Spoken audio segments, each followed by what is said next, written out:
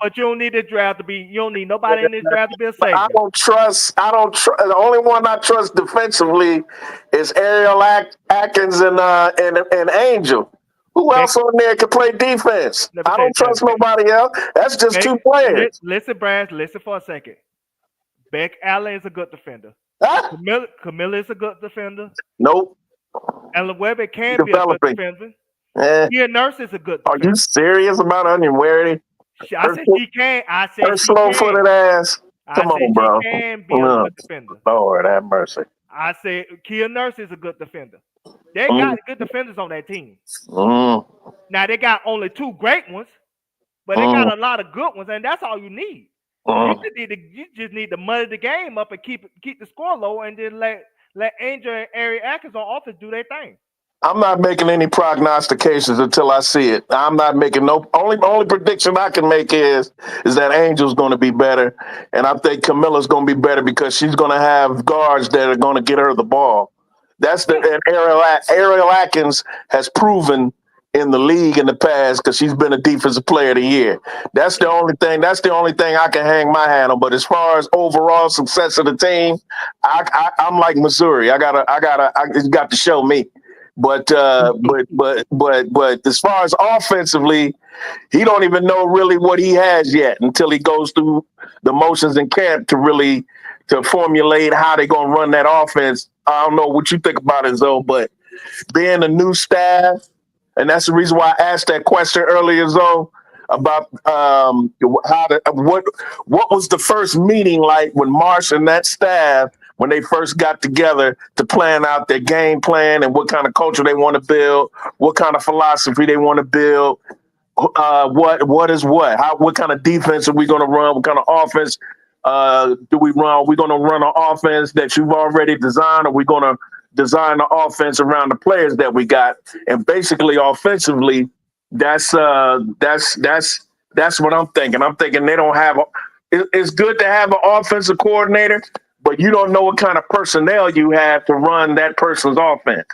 Is it going to be Hmm. a coordinator that knows how to run multiple offenses based on personnel, who has experience of having different kinds of players, different kinds of pieces, different types of teams, this, that, and the third?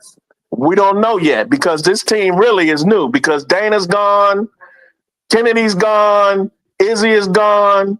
This is basically a brand new team. The only holdovers is Michaela, Elizabeth, um, And and she didn't even play last year. and she ain't even play last year because she was hurt. Nah, she played. She played to June. She got hurt in June. But still, though, that ain't a long time. But She got her win Duval. She got hurt in June. Man, she ain't play, man. But early she was good when she played. Now, but because they ain't start till May, she ain't play long. But anyway, How many games she played, Duval? I think a good probably 10. I believe. Like I say, Did she even play with Kamilla? she played. I think Kamilla was coming back when she got hurt. no, I was about to say Camilla was hurt. Kamilla was I hurt, and don't then even think her and Kamilla even played together. I think Kamilla played a couple of games with her, and then she got Not hurt. effectively. I have to research that because I don't remember her playing with. Duval, she played 6 games. Yeah, they Yeah, I didn't play know when together. Camilla came back, she was coming off the bench because E. Will was in the was starting. I don't remember Camilla and he would ever playing. They Yeah, barely did. They barely did it, That's if what I'm at saying. all. I thought she if at played all. 10 Camilla only games. played 6 games, Cause and Miller was hurt. If she Leading yeah, played because over six, Camilla missed in the Camilla preseason. missed the first month. thank you. Yeah, I was about to say if Elizabeth only played 6 games, she didn't play with Camilla because Camilla was hurt after she got hurt. When she went down, Camilla was already hurt. So yep. who Camilla Yeah, was coming off the bench for? So it was Izzy Oh, okay. yeah, it was Izzy. and Angel. Angel had to play a little bit of that middle a little bit out of position. Yeah, So yeah. See, somebody in the chat said I know she got hurt the game Camilla came back. So they ain't really play together. They Yeah, didn't play Camilla together. came back. exactly, I want to she came back the second fever game. they And I didn't play together. The point is they didn't play together. E no, they Will ain't and played together like that. yeah, No, Camilla, yeah, they didn't play together. So but she you can play know, though. She an all defensive player too, and that's a good defender. Let me get BWill and Uncle JE takes, then y'all Go ahead, can go back to Cook Duval. Let me get their takes, Brass. Uncle JE, you was up here first. What's going on, man? Peace. Peace to the panel. Peace. Hey, nephews, I'm a day here. What's good with y'all? Good, You Uncle know, JE. Good to hear you again, man. I want to talk about the elephant in the room, the Ellie Van Lake situation. Turn your I mic don't up a know. little bit. I can barely hear you. Yeah, you muffled, bro. Turn your mic up a little bit, Uncle JE. You can hear me? I'm on headphones. Get it out your pillow. You laying down? You can hear me now? Yeah, a little bit. Yeah. A little better. Yeah. I'm on headphones. Maybe my headphones going dead. Maybe I should turn them on. Oh, okay. You sound better now. All right. I want to talk about the Ellie Van Lake situation, the elephant in the room. I don't know how she's gonna fit this team. I'm assuming that Tyler, he's gonna have her running the second unit. So the balls, because she's ball dominant, the ball could be in her hands. She can go do what she does, what she was doing at TCU and where she was at previous before. Where was she at again? The college before LSU. LSU and Louisville. Louisville. Yeah, she was at Louisville. Yeah. Because, Yeah. I mean, if she's running the point, I don't see how she fits with this team. Because she's not a pass first guard. What is this game? She's small. She can't see over the defense. We saw that when they played Texas. She had a hard time getting the ball to Prince. So I don't know, man. I don't know how it's gonna fit. But like I saw some film today. Sloot was playing point guard and Helly was playing off guard. Helly was off. Her rhythm was off. She's a rhythm player. You know what I mean? She has to have that ball, the bop, and get into her stuff. You know what I mean? So she has to adjust. I think she's gonna have to change her game. Now I like Tolly Bowler. I hope she makes the team. Jessica Carter, I like her too. I don't know if her and BWill play similar and they play the same position. I don't know if they would cut BWill and bring on. Yeah, I was saying that, Uncle JE. I think BWill being there kind of hurts Jessica Carter. Maybe they could use her as a stash player for next year. I don't know. And just say, hey, just go overseas for 1 year. Next year, we need you. Bro, is Jessica younger than her? Excuse me?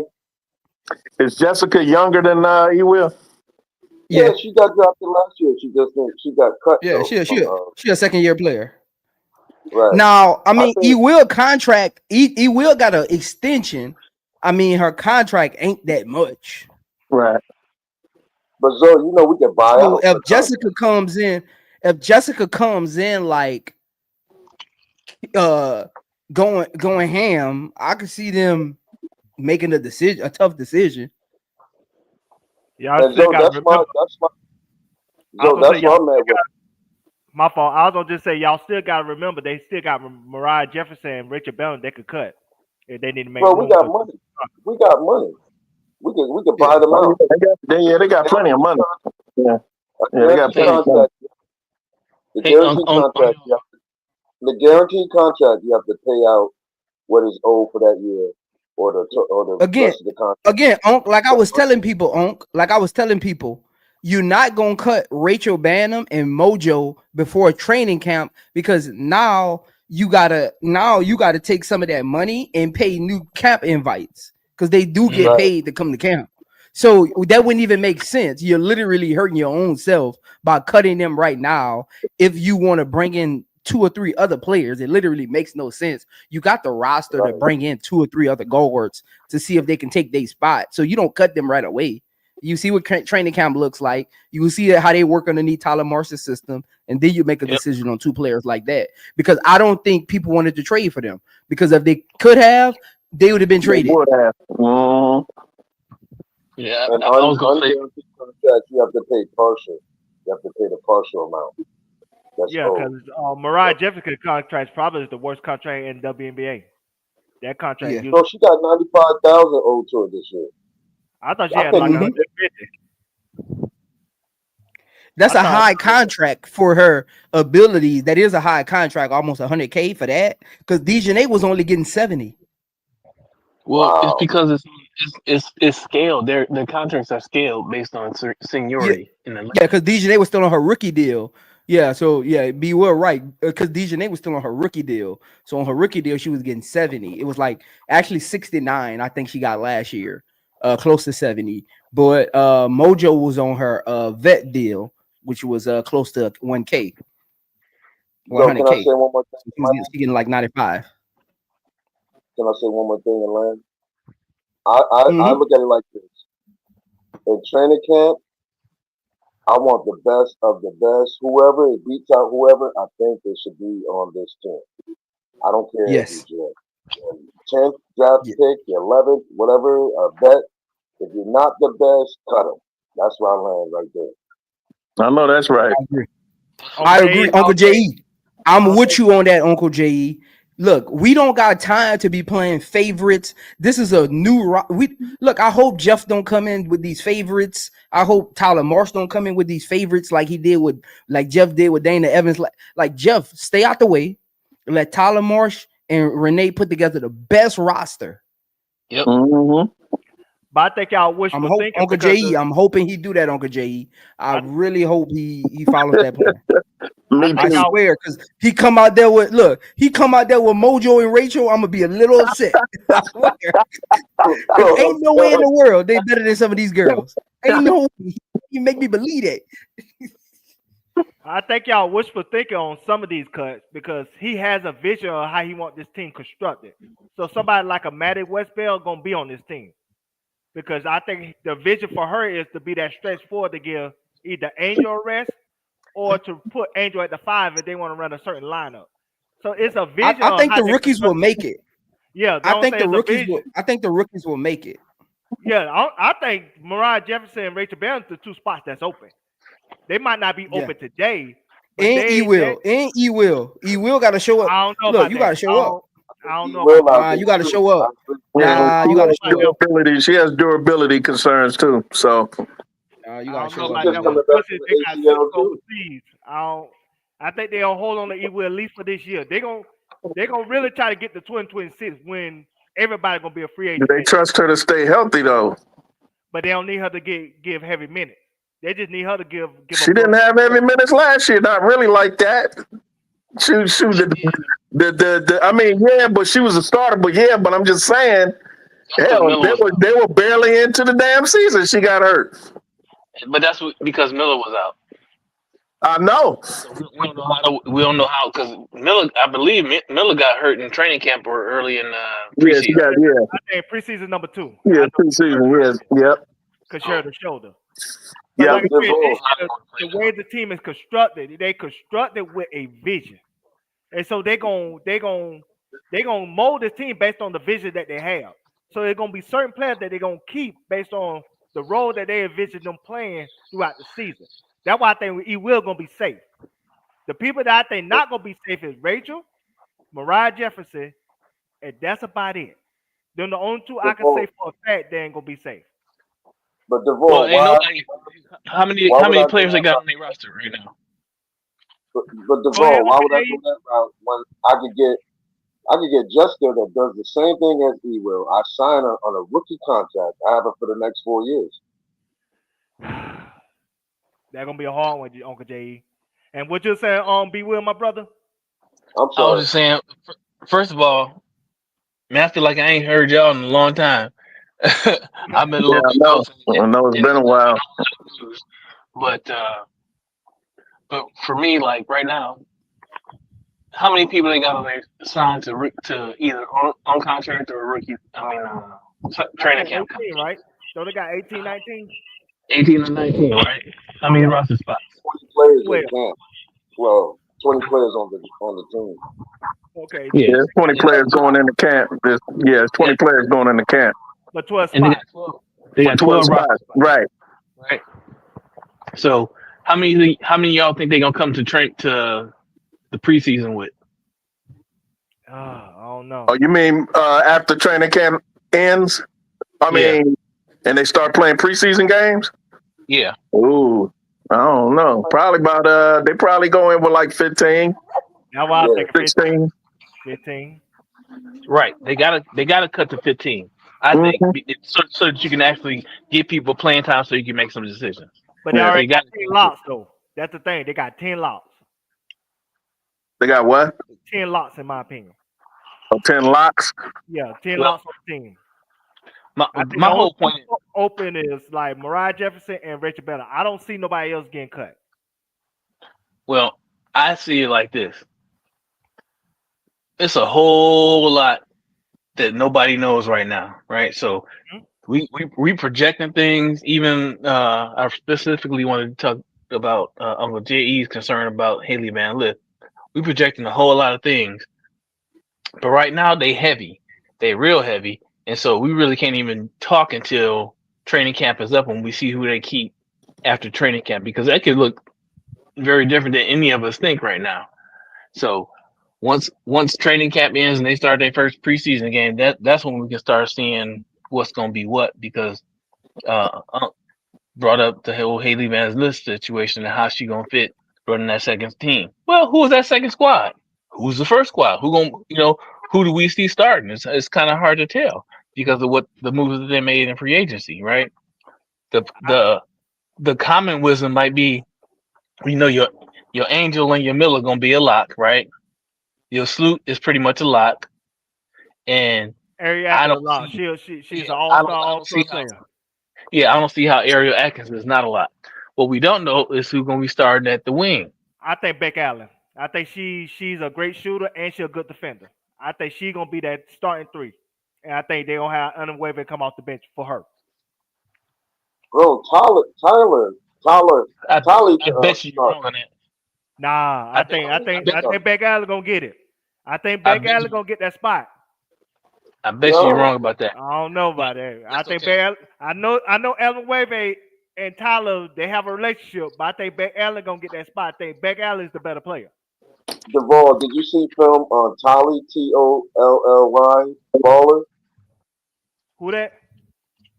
Tolly Baller from Memphis State. Hey, that's the Oh, the one that transferred from the HBCU. She was at Jackson State. Right. Tully, She's that's Tully. nasty. And they call her Tully. I Tully heard Bowl.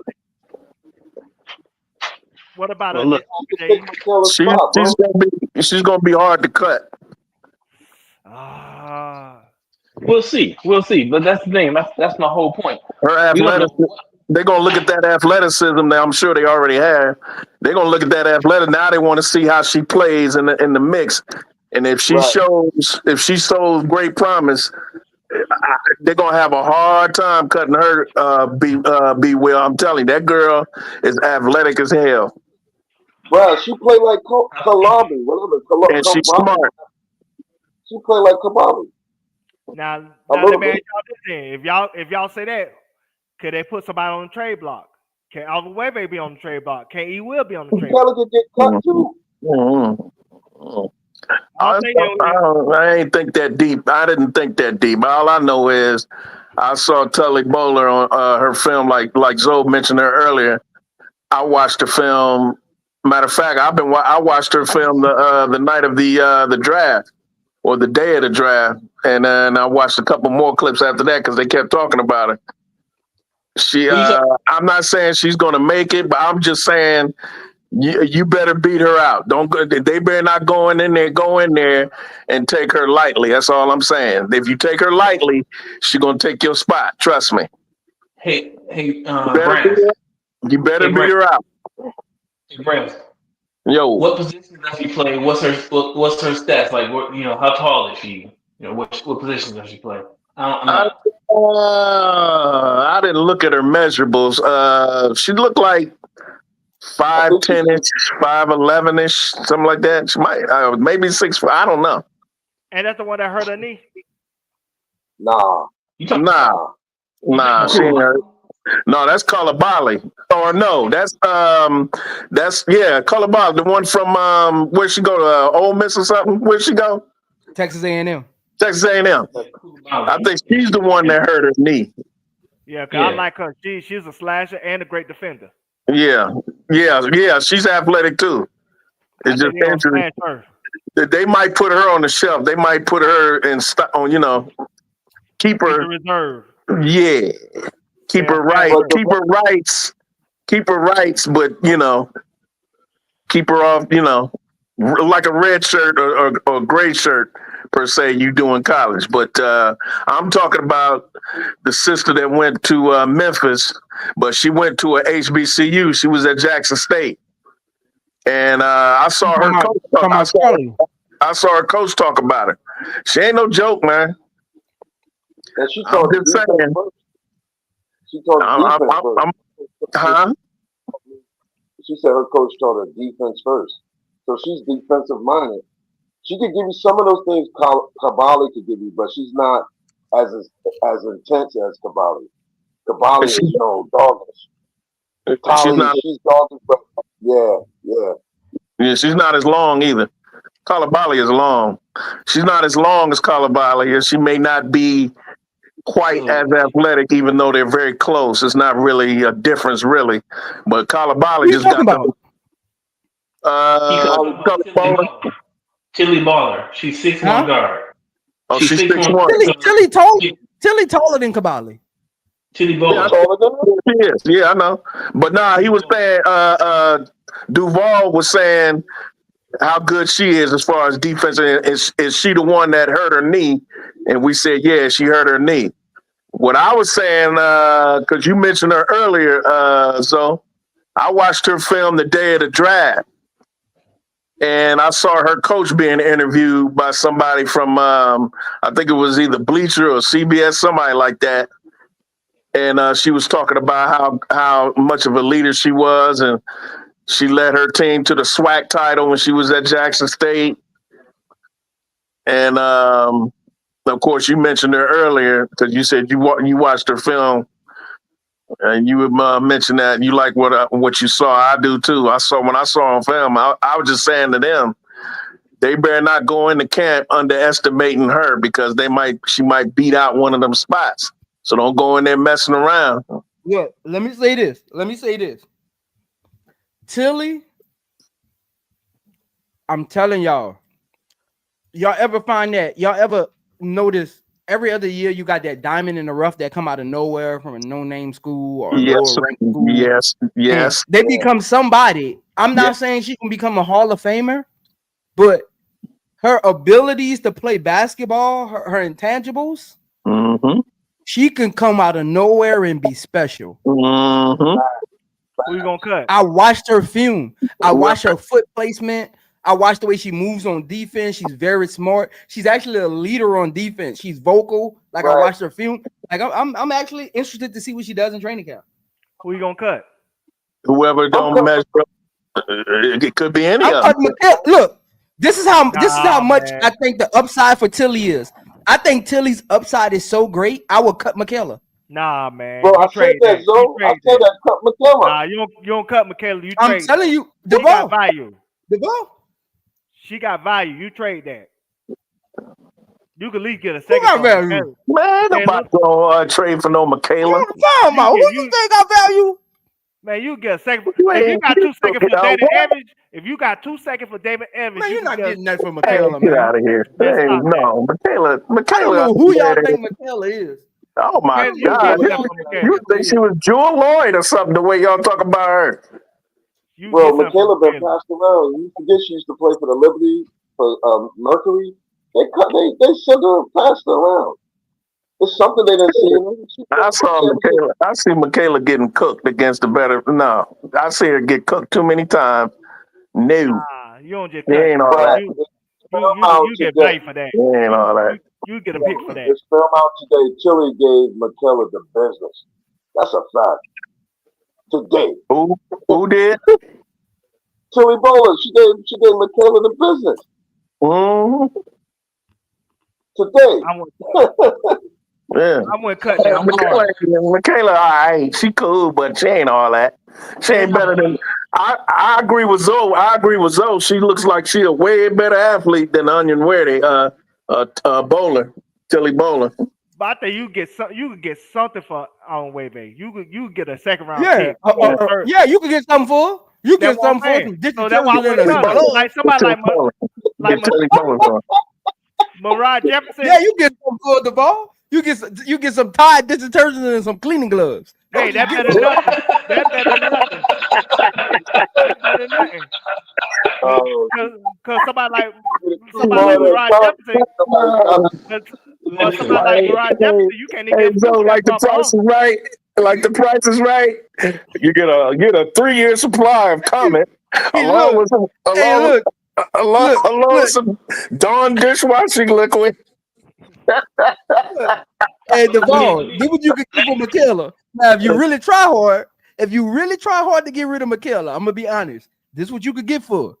You can get a bus pass to Oregon and a 2-for-1 dinner to Sizzlers. That's what you could get Hey, for. that better, If you really try, I'm man. telling you can get it. I'm telling you. Let me tell you something. Mariah Jefferson, you can't even get Mariah Jefferson, you can't even get a food stamp card for her. So shit, you know what I'm saying? That better than nothing. Let me land my plane right quick. Go ahead. We was talking about, what the roster gonna wind up to be. Hey, hold on, BWill. Uncle J and BWill, y'all gave y'all grades? Great. So grades on what? Y'all gave y'all grades? Y'all two gave y'all grades? We talking about training camp? No, look on the screen. Oh, for everything? Yeah. Y'all gave y'all grades? Both let both of them get their grades right quick. I didn't even get my grades. Go ahead, you first, BWill, so you can learn, and then I'll give my grade after you. All right, so I'll give my grades and then I'm gonna land my plane right quick. Or you want me? Let me land my plane right quick and then I'll give my grades.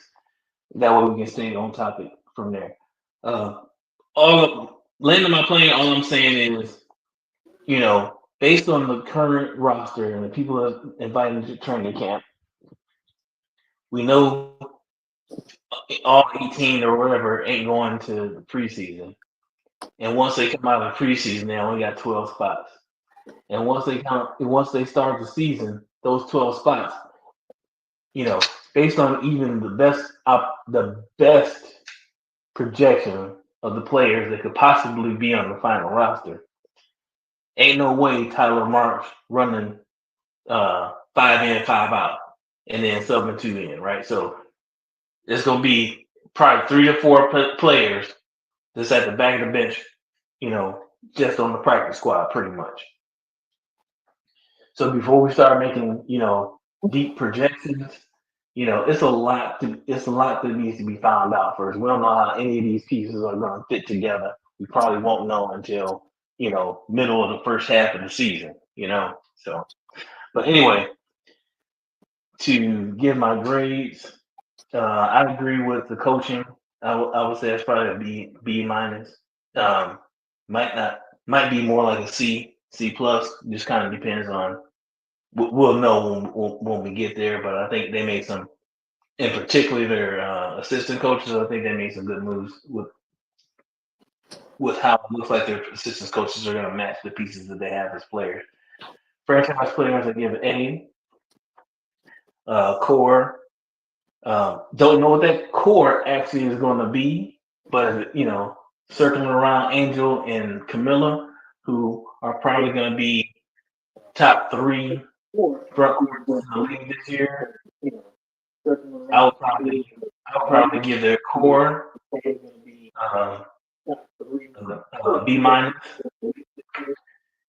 Training camp, I do like their training camp invites. Again, I don't for at least the players that I know about.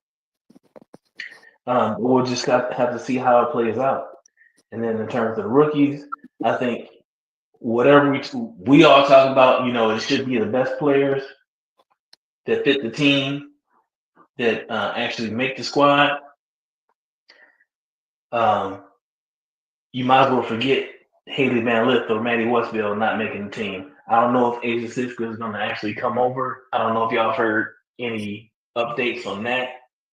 And Koulibaly is a wash, so they're gonna hold the rights to her and see what happens next year when she comes back. So I would say training camp, probably a C. And rookies, I would give that. I'm hopeful for Haley Van Lith and Maddie, but I can't disagree with the C plus. Why does it sound like you're underwater, like you're on the cruise ship? Oh, really? It's probably just echo. Your ass sound like you're on a cruise ship, like you're on the top deck. Let me Devar, turn that's my because mic down. Sound like you you're in the always underwater. hallway. And bad takes should be coming in. That's why you're always underwater. Nah, I'm messing with you. Now that rookie Hella Van Listen is a lot. She gonna make it. Mark my words on that. Maddie Bell gonna make it because they got a vision for her. They have a role for her. If this was a team of last year when it was just a bunch of mismatched players, then I see where you're coming from. But they have a specific role for each player that they drafted. That's why I think they're going to make the team. What's They have a Koulibaly's role, role? huh? Can I get my What's grade? Koulibaly's role? That's unclear to be honest with you. But I could say for Maddie Yes. Westbrook, her role gonna be like stretch four, relieve angel. If they want to go like a quick lineup or a small lineup, they'll have her in there because she can stretch the floor. Haley Van Lith gonna be like a mentee to like Vandersloot, even though that's not her primary position. But they're gonna experiment with her this year because remember they still have that Connecticut pick next year, so they can still get Olivia Miles or another point guard that meets their criteria if they have to go that route. If Van Lith don't fit their vision this year. Can I get my Go ahead, grade? Brad. Again, guys, Yeah, get go back ahead, to the Brad, fight. brother. Oh, go ahead. Go ahead. My Okay, fault, Uncle J. Go ahead. yeah. Coaching, I give it a B. I think the X factor is going to be Renee Wakwama. She has some very unique training techniques. When I was looking at the training camp today, they're using some of her techniques in there. They're very effective. We know she led that Nigerian team in the Olympics, so she's very. I think she's going to be the X factor. I agree with the franchise player A plus, of course. With Angel Reese, you always have a chance to win. The core, I don't know who the core is because we haven't locked any players in long term like Ariel Atkins and others. I don't know what to give that yet. Training camp, I give it a B. I like the training camp invites. I think they're better than the actual drafts. So I like how he's creating competition in the draft, the training camp, making them work for their food. Don't let them get comfortable thinking because you've been here for a while that you're automatically on this team or I like them fighting for it. And the rookies, I mean, I don't know what we got yet. I gotta see it on the floor, you know what I mean? I don't know what we got yet. I like Ellie, but I don't know how she's gonna fit in and if she's gonna be the point guard or shoot guard. I think she's gonna have to change the game up like I said previously, but I give it a C, C plus, I agree. But that's it. Appreciate I it. think Thank you. underrated part of this team that nobody's talking about is Angel Reese get to come to work in peace. Last year, not only she had to deal with all the racism and everything on the outside, but then you come into work and you got Kennedy Carter with her episode. Then you got maybe wanted out. Then you got the vets don't want to pass it to the rookies. That was a lot of chaos on the inside too. And now this year, everybody know whose team it is. Everybody know who's management. Everybody know who's running the show. And so everybody gonna come in knowing their role, and I think it's gonna be a peaceful environment for an Angel Reese and a Kamilla. And I think you're gonna get the best out of them because they get to come to work feeling great about themselves and feeling happy. Instead of coming in last year feeling like they got Angel got to be not only the best player and the franchise player, but she got to be the therapist too to certain people. That ain't cool. Yeah. Well, with me, I give the coaching a B, and the reason why I don't give it an A is because they ain't won nothing. But I give it a B because above a B minus because of who Tyler Marsh has surrounded himself with. I think he has an excellent staff and excellent staff that excuse me, that has a lot of experience. So and I really like this. I really, really like Courtney Paris, who's one of those great players who have played in this league. and one of the best post players in the history of the game. Zoe earlier talked about players that don't get any recognition like they should. She's one of them. What she did in college was absolutely insane, and she had a very good WNBA career. Courtney, one of them ones, and I think she's going to teach a lot to Kamilla. She brings a whole lot of experience and teaching, and she can teach Kamilla what it is to be a post player. And for me, Kamilla, well, I'll get to that in a minute. Franchise player, obvious, A plus. If there was anything above that, I would put that up there. But as far as the core, I give the core a B minus. And the reason why I don't have a lower grade than that is because of the presence of the Bayou Barbie, who is part of that core. And I love Kamilla's upside. I think Kamilla is going to be up there with the John Quell Jones and as far as pure centers, not hybrid centers who could take you out and hit a three, even though she could do that. But as far as a number 5 post playing center, I think Kamilla would be top 3 if she gets somebody who can get her the ball. But I think Kamilla is the most important piece on this team, because if she excels, this team will be dynamic and very, very hard to beat. That's why I was so upset last year at the guards who wouldn't give her the ball, because the thing about Kamilla, and I've said it 1,000 billion times, if y'all heard me say it, and this goes for any big center, male or female, in the history of this game, if you don't get we the heard you. You don't need to say it again. I'm gonna say it one more again. If she doesn't get the ball, she will not be engaged. And if she's not engaged, the Sky are going to have a hard time winning consistently. And Angel knows that. So when Zoe talked earlier about her leadership, that's one of the things she's going to have to get on her teammates about, is getting when she's not in the game, and Kamilla is, she got to be putting belt to ass about them getting the ball to Kamilla. But anyway, training camp, I agree with Zoe with that one, B minus. Nothing much to say. I like who they brought in. I think it make for good competition in training camp. Rookies, I give that a D, because I don't like any of the picks except for Maddie. Everybody knows I rolled for Maddie the whole year. I don't like Haley Van Lith. Never have, never will.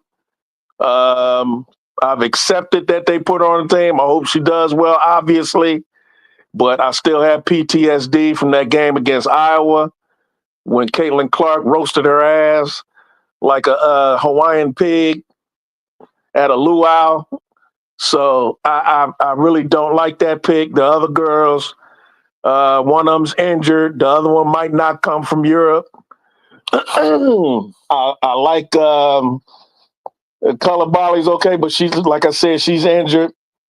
The only one I like really is Maddie, and I think it was mostly, I don't know if it was mostly the Notre Dame coaches or her, I don't know, but she didn't look right to me at Notre Dame near the end of the year. Now I saw Zoe's breakdown of her, and when you break down film, I can see the promise in her upside.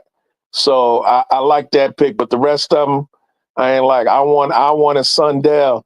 We lost out on Sanaya Rivers, who y'all know what I think about Sanaya Rivers. We couldn't help that. She got picked before we could get her. I don't know what's going on with Cheyenne Sellers. When she dropped down, we could have got her. We could have got Sanaya Fagan. Did Sanaya Fagan go before HBL or after? Didn't she go after? Did Sanaya Fagan go after her or before? I think Sanaa Fagan went way after Haley Van Lith. Huh? She went way after Haley Van Lith. Yeah, she went. Sanaa Fagan went way after All Haley Van right. Lith. So yeah, I would have rather had her than Koulibaly and whoever else we picked last. I just don't like this draft. I really don't. Overall, I'm good. The reason why I don't give it an F is because of Maddie. But those are my grades. But y'all got to be fair about the draft. The draft was a historically weak draft. Yeah, but we could have got better players than what we got, in my opinion. I think if you're gonna be mad about anything, they should have never traded that 2026 pick. They should have just kept that pick and just if they went with Siska and sent overseas, just go with that. But like I said, I won't fault them for the draft because the draft was a historically weak draft. So they had to get who was available. I disagree with that categorically. Right. I don't care how weak this draft was; they could have made better picks. You ain't lying. So if we didn't get sellers, They had too many picks. Especially with the players that was left on the board when they picked HVL. There was a few other players I would have liked for us to have other than her. I just don't like her. I don't like her. She's overhyped. She's overhyped, and she can't. Brad, listen for a second. She can't play no damn defense. Brad, listen for a second. You don't think HVL pick is an Angel Reese call? I don't give a damn if it was an Andrew Reese call, the call from Chicago. I don't care if it was a call. I don't care if it was fall. I don't care if it was Warren Ball. HBL, like Shannon Sharp said, HBL and 5, get out. Brad, you know who we could have got? Who? And I just recently saw some film on it. Lucy Olsen. We could have got her. She's 6 feet tall. She's like a combo guard, but she can play the point too. We could have got Sundell. Who's the best pick and roll guard, a big guard who plays hard on D. She's a better defender than HBL, and she took TCU. I'm just saying if you didn't want I agree with you, Uncle J.E. It's better than HBL. I just don't like that pick. I don't like her. She's gonna have to prove to me. Now, if she ends up being better, then way better. Then okay, I'll take my ass. But right now, for what I've seen from Louisville to LSU, that nightmare when Caitlin cooked her, and then now TCU where they overhyping her and playing in that weak league where there was no expectations of TCU. TCU wasn't picked to go to no damn Final Four when she was there.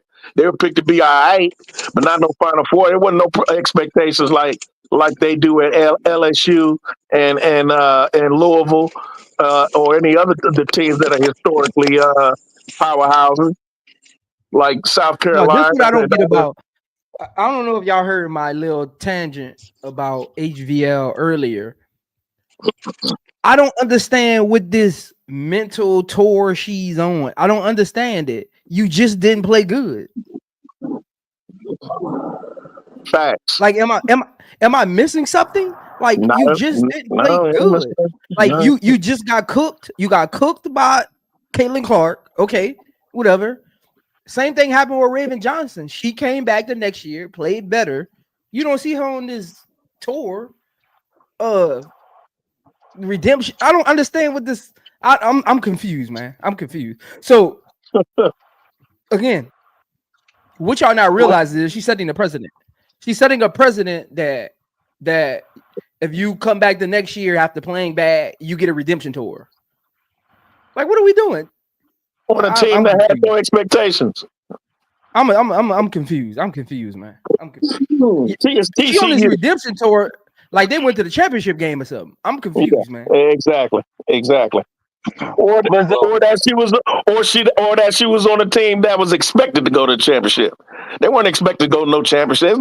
There's no pressure there. There's no pressure in Louisville. I mean, in TCU. Look, you had expectations. You didn't play well. Mm-hmm. You went to another school that lets you play like you want to play, and you just literally just play like you played at Louisville. I don't know why you needed redemption. Yeah, I don't see any improvement. If you ask me, she looks exactly like she did when she was a freshman at Louisville. Yeah, I don't see no. And that ain't a knock on her. That's just how good she was at Louisville. That ain't a knock on her. She was an All-American at Louisville, so that ain't no knock on her. But I don't get this whole redemption tour she's on. I don't see an improvement though. So is what I'm saying. She playing. I'm trying to figure out the problem. Is the problem that Chicago drafted her in the first round? Do you think do y'all think Haley Van Lith should not have gotten drafted? Period, or is it that by Chicago? By Chicago. I don't give a God-given you know what about who else drafted it. Good luck to you. I don't care if Dallas did it. I don't care if the Sparks, Seattle, New York. I don't care. I just didn't like her for Chicago. So is her prototype like Odyssey Sims? Is she like Odyssey Sims? Who Haley Van Lith? Yeah. No. I like Odyssey. I think Odyssey Sims better. Yeah. I like Odyssey way better. I like Odyssey way better. I don't just like her. I like her way better. See, Odyssey, this is the difference. I've been trying to get people to understand. This is what I be trying to get people to understand. Odyssey Sims is the scoring point guard. Haley Van Lith is a shooting guard that's undersized. That's two different players. Like Odyssey Sims is a scoring point guard. Haley Van Lith is undersized, so she's more relegated to being a point guard than she's actually a point guard. Okay. Because I watch her assist. Like I even went back. She had a 10 assist game against, I think it was Louisville. I can't remember. I went back and watched those assists.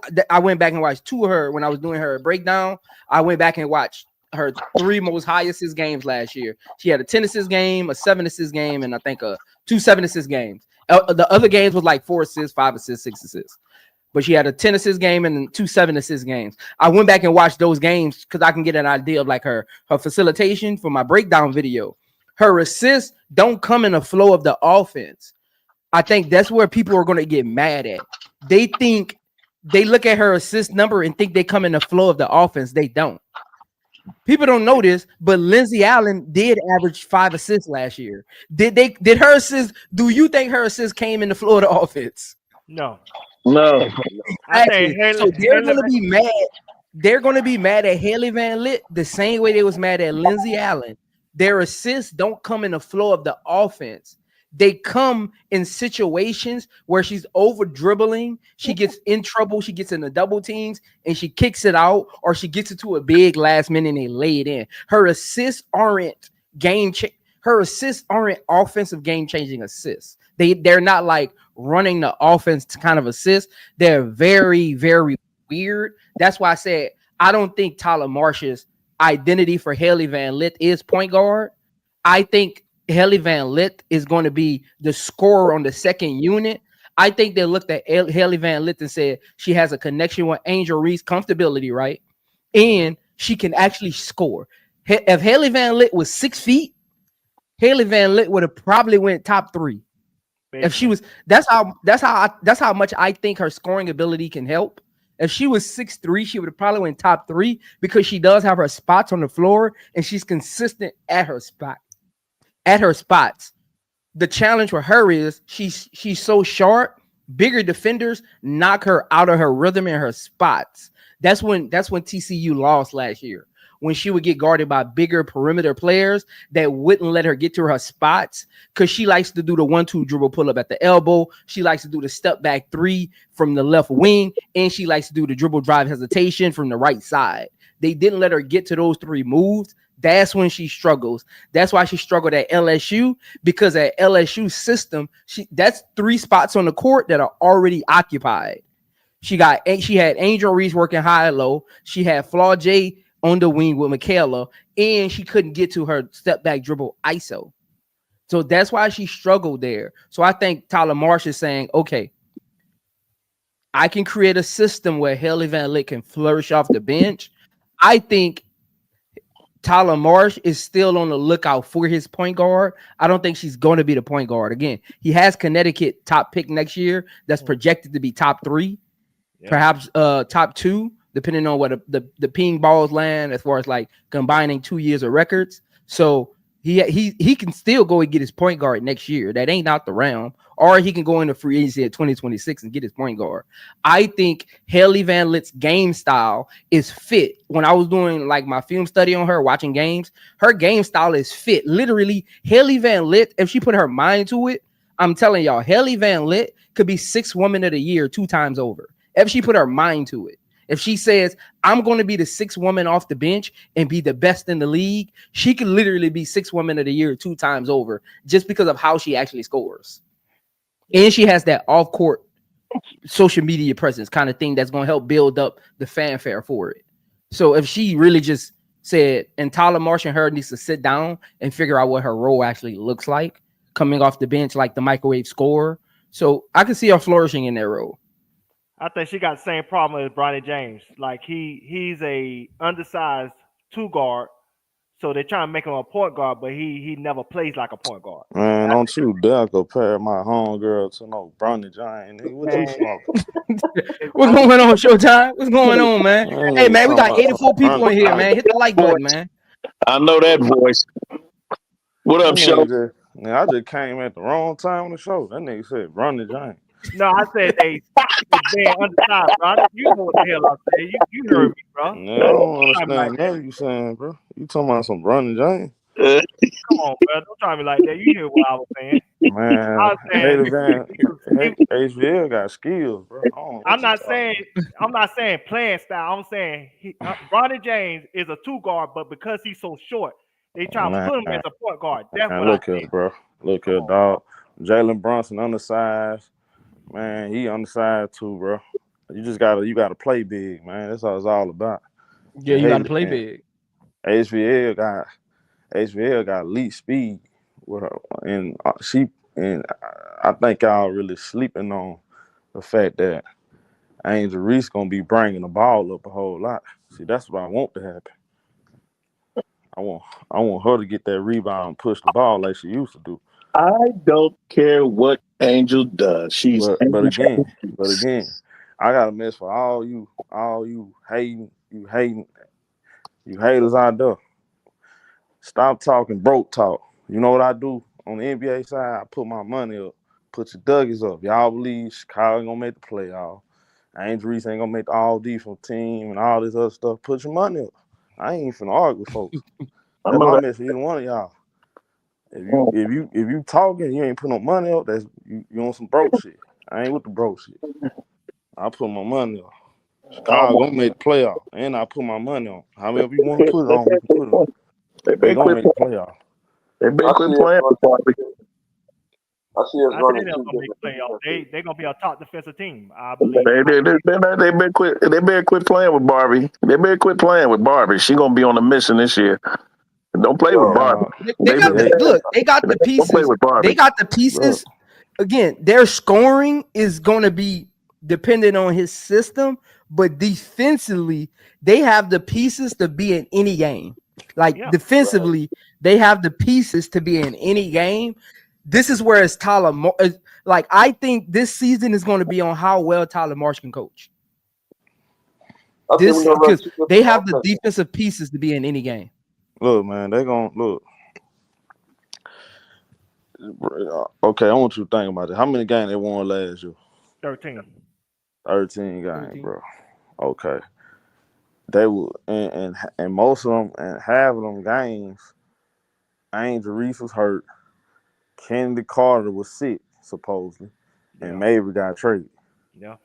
Before the All-Star break. Kamilla was out at the beginning of the season. I mean, think about it. Before the All-Star break, they were number 7. 5 points and under. Look, but check this out though. Before the All-Star break, they was 7. They was literally had the same record like as Indiana. Yeah. Some of them games they lost was literally like two possessions. Oh yeah, yeah. Okay, so this is simple. This is not rocket science. Mm-hmm. The backcourt, you didn't have a point guard. Mm-hmm. You didn't even have a legit shooting guard like that, other than Kenny Carter. And they're playing politics with the ball. Exactly. You outside of Mabry, I like Michaela. I thought she had to contribute. So I'm not gonna say nothing to nigga. The backup power forward, she wanted to be the star of the team. Yeah. Right, Let's just be Right. honest. right. Izzy thought Uh, she was gonna start over on Angel for what she, reason? She got yeah, offended she by that. thought she wanted to be the main character. But Mhm. BWill gets hurt. Y'all forgot all about that. She got hurt. She was the lead shot blocker. And Mhm. we never got we never had a healthy team all year long, because you know why? Because the beginning of the season, Kamilla got hurt. Mhm. Got hurt. BWill got hurt. Mhm. So you got to think about all that. So now you upgrade the roster, the backcourt. You got two better point guards. Upgrade. You got a legit perimeter all-star and an all defensive performer. Upgrade. Yep. And you actually got a coach with structure. And I love T. Lou, but upgrade. Come on, what are we talking about? There's You a got a vision bench for too. this team that they See, wasn't last. Chicago needs to. So Chicago needs to take their conference more serious. Last year, like I don't understand what Teaspoon's philosophy was as far as like how to win what games are most important. Like most coaches go into the year and say, okay, these is our important start part of the schedule, so we know when to really lock in. Because you ain't gonna lock in for all 40, right? But as a coach, you can play emotional intelligence mind games and say, okay, at this part of the schedule, we really need to lock in, guys. We really need to get on board. We need to show up to practice early, stay late, watch film. They were 2-8 in their conference. Their conference is the Liberty, the Sun, the Fever, the Dream, and the Mystics. If Chicago would have went 5-5 in their conference, Yeah, they would win they the would have playoff. made the playoffs. They would, because they were only two. They missed the playoffs by 2 games. Atlanta had 15 wins. They had 13, and Atlanta is in their conference. If they would have just took their conference serious, they could have made the playoffs last year. That's Prince. that's Another Teaspoon mismanaged the wins. That you can't mismanage the wins. Again, when you really break down how Teaspoon coached last year, there's layers to why she got fired. There's literal layers to it. Prince, you can't have a vision like that with Teaspoon when everybody had their own agendas. Everybody on that team last year had their own agenda. It wasn't a team. Everybody was gunning for themselves. It was just a bunch of people that got put together. I That wasn't get that. I get that, Duvall. But guess what coaches get paid to do? They get paid to manage the locker room. They don't Yep. get paid to pick favorites. Coaches get paid to manage the locker room. I Yep. don't care what agenda Kennedy Carter had. I don't care what agenda Izzy had. Teaspoon was hired and paid to manage the locker room. Angel Reese Mhm. literally tried to tell y'all in her exit interview. She wasn't talking about the leadership. She was talking about Teaspoon holding the players accountable. That's called Mhm. managing the locker room. If, if Mhm. you if you see Kennedy Carter got an agenda, sit her down. If you see Yep. Izzy got an agenda, you sit her down. Mhm. that. She Yep. gets paid to manage the locker room. Like Yep. we got to get to a point. Look, all this fluff play, all this play around, all this man. Look here, man. She got paid to manage the locker room, and she didn't do that. Let's be honest. And make sure There, y'all there were look. NBA coaches that got Hey, fired because of that, and make football sure coaches, Man, y'all football coach, NFL, college. If you don't know how to manage the locker room and you let the, as they say, the inmates run the asylum, guess who's gonna get fired? Guess who's gonna be held accountable? It ain't gonna be them. It's gonna be the head coach. hey, check this out. Make sure y'all tune in tomorrow. We're gonna have a good show. Star Yeah, Hoop Central. Gonna yeah. talk about COVID-19. Look, I just want to say this. What you saying is true, Prince. Take the conference serious. But Ken folk, these teams gotta see us, bro. I'm just being honest. Them teams just like we gotta see them. They gotta see us too. it's a You well. got the best defensive. You got the Chicago got the best defensive front court in the league. I'm Top taking five them. best defender in basketball, Angel Reese, and I You always say got that. you got you got you got them two. You got BWill, because BWill was solid defensive. Yeah, she was second team All Defender 2023. You feel me? Yeah, Cardosa she's a can good block defender. one. You got Cardosa too. Agnes Look, was a perimeter defender. That's why I say they got good 8, 9 it's defenders all on the about team. What Tyler Moore's going to have to do is put together the right scheme for those non-defenders that's on the court. Put together the right scheme to hide them, because you Yeah, they got got a other high balance defenders. load. They got Because high you got balance load. because I'm telling you, Michaela is the kind of player. She's going to go out there.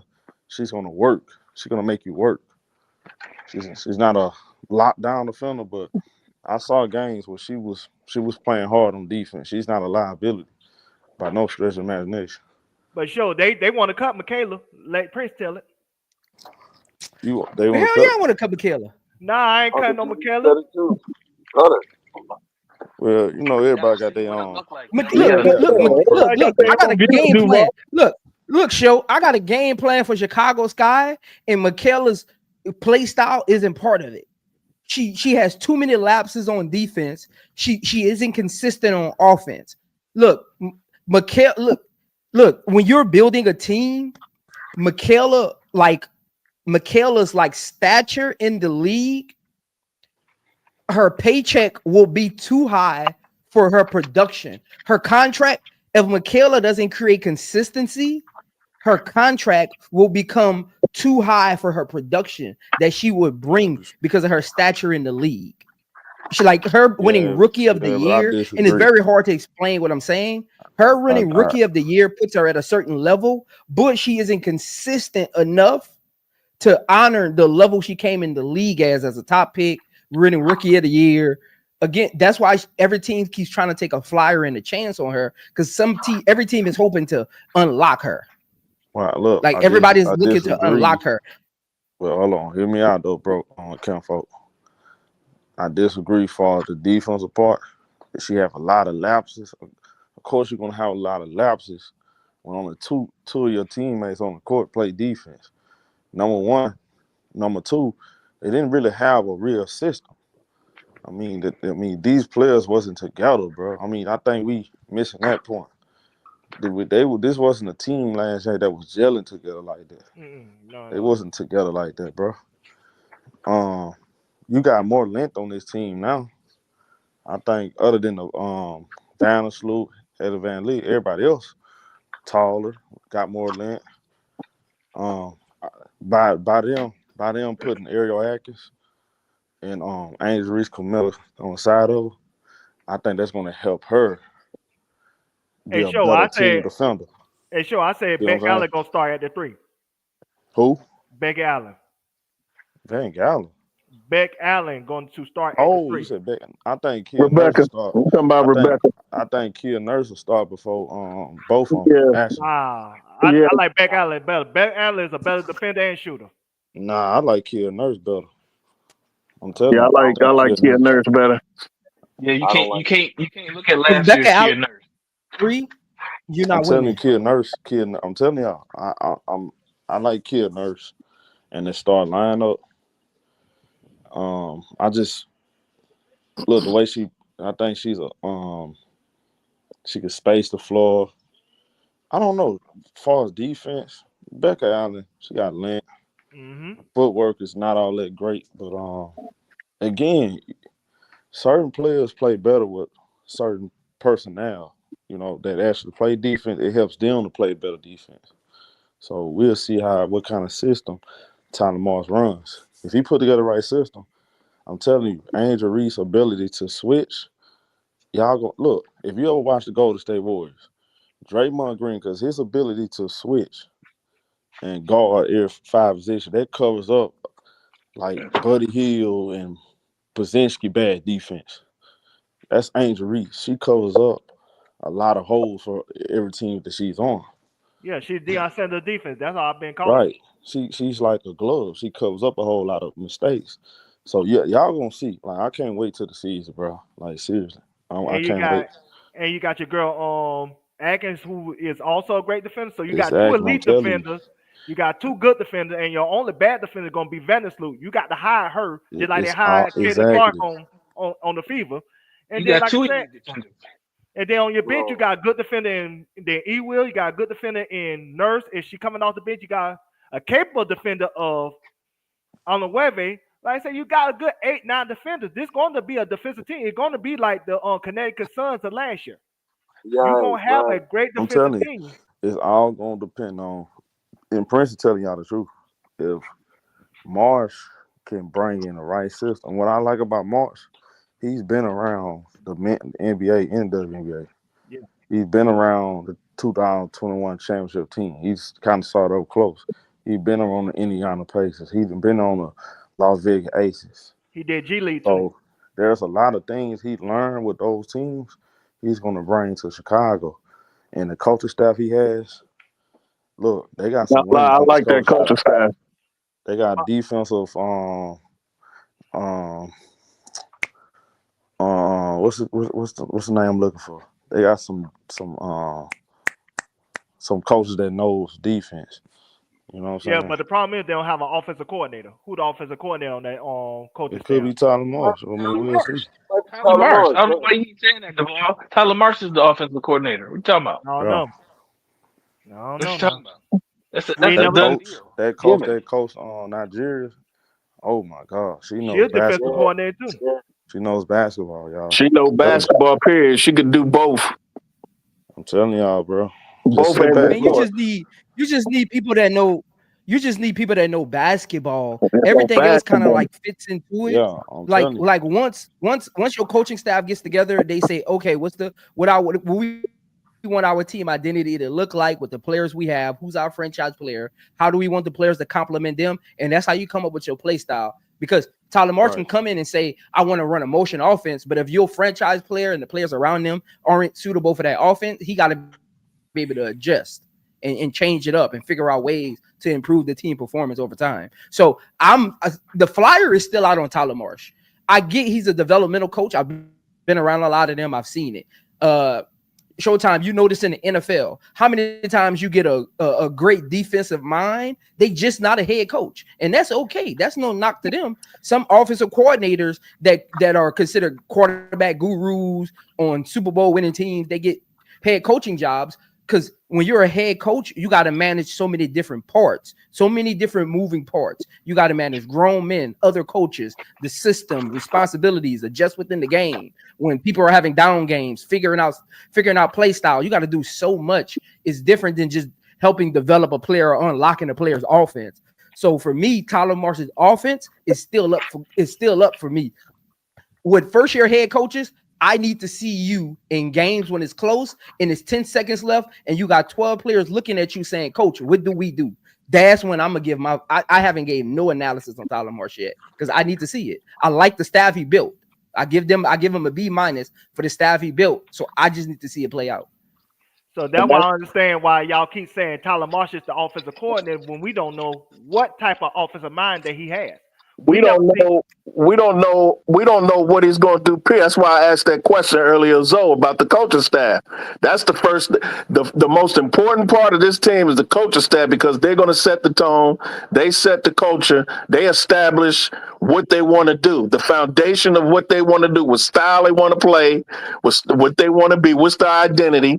They're the ones who dictate that by the way they structure whatever they want to structure around the team that they have.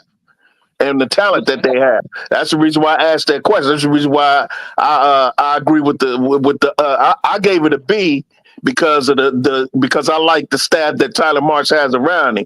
I'm a little bit more generous than Zoe. I gave him a B, period, because I really love that staff, especially Courtney Perez. Which I mean, for a first year coaching staff is actually a great grade. A B minus for the first year coaching staff that haven't coached the game yet. That's actually a good grade. Yeah, it is. That's a good grade for somebody who hasn't been proven yet. There ain't no the B minus ain't no knock now. That's honor roll. But I'm saying, my B came off of the intangibles that each of them bring to the coaching staff. Exactly. I understand where Renee, Courtney, Talisha, even Aaron. Yep. I've been in basketball circles with Aaron. He's great with men point guard. So I'm interested to see what that looks like. That's why I think that their point guard flyer is still out. Because I don't think they have the future point guard on this team yet. And that's the reason why I'm fascinated to know what they're in that first coaching staff meeting with just them in the room, mapping out how they want to play, everything that you talked about earlier, Zoe. about a coaching staff. That's the reason why I asked that question, because I'm interested to see what they do with this team and how they establish a culture, playing style, and their foundation going in the future, because that's critical. So let me ask y'all a question, in particular Duvall, but Yes. to everybody. If and I say in particular Duvall because you say Tyler Marsh not going to be the offensive coordinator. So I'm going to ask y'all the question. What do y'all think Tyler Marsh was brought to the Chicago Sky to do? His specialty was the developmental coach, but I don't know if he has an offensive system that he could bank on saying, okay, this is what we're going to run as a team. I don't know that. That's why I've been asking the question, who the offensive coordinator. What I can say for a fact when it comes to the coaching staff, they are great at developing big men. They are great at defense, but there's not an offensive mind in this coaching staff as I see right now, including Tyler Marsh. I don't know if Tyler Marsh is an offensive coordinator. So I y'all think can tell me that. I think they brought him in because of his knowledge when they interviewed him. I think they Knowledge of liked what? basketball. I mean, look at his resume. Man got a resume. It could be a book. You talking about in general? Okay, you talking about in Yeah, general? I'm Okay. talking about his basketball knowledge of how to run a team. I'm sure. Listen, I love Teaspoon, but Zoe is right. And I'm sure Tyler Marsh grilled him with questions without saying her name that had a lot to do with what the thing she was short on. I believe that. At the locker room, how to handle the locker room, how to handle players. I'm sure he wasn't the only one about Tyler. I'm sure he interviewed people who've been around Tyler Moss. He the one that he probably questioned Becky Hammond, everybody, the Pacers, all those teams when he was in the G League. I'm sure he did his homework on Tyler Marsh. And for me, I think he like Zoe said earlier, you want coaches who know the game of basketball. Does he know the game of? Does he know what to do in each situation? Even though he hasn't been in this position, every coach has his first time coaching. And I'm not saying this because I'm a fan, but Ryan Day at Ohio State. He has never been a head coach on any level ever before he took that job. Now think about that. You take a job with the Steelers, the Crimson Tide, LSU, USC, the Blue Bloods, Notre Dame, the Blue Bloods, and you've never been a head coach at any level ever, and you get a Blue Blood program that expects national championships, that expects championships, because like it or not, Chicago has a championship. Through hook or through crook, they got one of them things. All right. So going into a big time, big city, big time program, and you're a first time coach, hey, they expect a whole lot out of you, and they must have confidence in you to do the job. So he has a reputation. Everybody, he hasn't had a bad, nobody say anything bad about him as far as I know. Everything is, they hear about Tyler Marshall, good things from the players, coaches, colleagues, people have been around him in other places. They all say that this man is ready. So we'll see. So basketball knowledge for you. Yeah. All right. And the ball, he could run the same thing he was running with the Aces. He could run the same thing. We don't know what he's going to do. You know what I mean? We don't know, and that's why We don't know. I asked. I wasn't saying for sure that I knew. That's why I asked. He asked the question as to why they hired him. Now, if you want to ask the question, do you think he'll succeed in Chicago? That's another question. No, that's not my question at all. Yeah. It's too early to tell. It's too early to tell. It's too early to tell. I mean, we can't tell. My question is strictly what do we think, Jeff? So I understand your answer, Brass. You say in general basketball knowledge, but for me, I think bringing in a head coach, I would think a GM. And again, I'm out of my depth. This is just me as a fan thinking. I think a GM should be looking for something like some kind of intangible, something that puts that person above and beyond, the next likely candidate. So that was the nature of my question. What y'all think? So Zoe, Show, what y'all think? Show gone. Oh, okay. What was the question? What do you think? Why do you think Jeff P and Chicago Sky brought Tyler Marsh in? What do you think they brought him in for, specifically to do? Like, First of all, again, first of all, he has the reputation of helping develop players. They're a rebuilding franchise that's trying to create a new regime of play style. His pedigree of being under championship organizations is something that they, even as top brass, can learn from, right? Of how the Aces are doing things, how they're developing players, how they built their core right through the draft. If you look at the Aces, they literally built through the draft. Like they didn't build free agency and trades, they built through the draft. They were patient, they found the right pieces that fit, and they were able to build camaraderie, find the right coach, the right systems that work for the players they drafted. Because if you watch Asia when she first got to the Aces, that's not the same system. They adjusted to the players that were drafted. So a lot of intangibles that Jeff been around, that Tyler P has been around, his up and coming prodigy as one of the young up and coming head coaches, a lot of that played into the hire. Becky Hammond wasn't even there. I think it was an intangible hire. Got drafted, was she? What? No, she only been there 3 years. Yeah, I was about to say, yeah, Becky wasn't even there. No, she didn't draft Asia. She didn't draft. Yeah, she didn't draft Asia. They had no one pick for 3 straight years. Right. Say that again. Yeah, because they got Kelsey. They got Kelsey and Asia back to back. They had no one pick for 3 straight years because they got Jackie Young in one of them picks too. That's similar. That's similar to Indiana. 3 straight years after. So I think Tyler Marsh got hired off of his intangibles and the vision that Jeff has for Angel and Kamilla moving forward, and it kind of fits like what the Aces did, like building through the draft, finding their core, developing them. Like it fits. So I think a lot of his intangibles was the reason for the hire. I don't think he hired off of experience. I think it was the intangibles. So are they? So based on that, so it's a separate question. Do you think they in win now mode or still building? Both. No, they're still building. That's why my series is called Building Blocks. They just need to look, like I said, they just need to stop worrying about picks and start winning games. Stop worrying about picks and start winning games. Oh, he will. I think they in both. I think they in both win now and building. I think they want enough veteran experience to win now, but at the same time, they want to try to find a core as they build the team up. I don't think they're in championship mode, but I think they're in win now mode in addition to try to develop in the players that they have.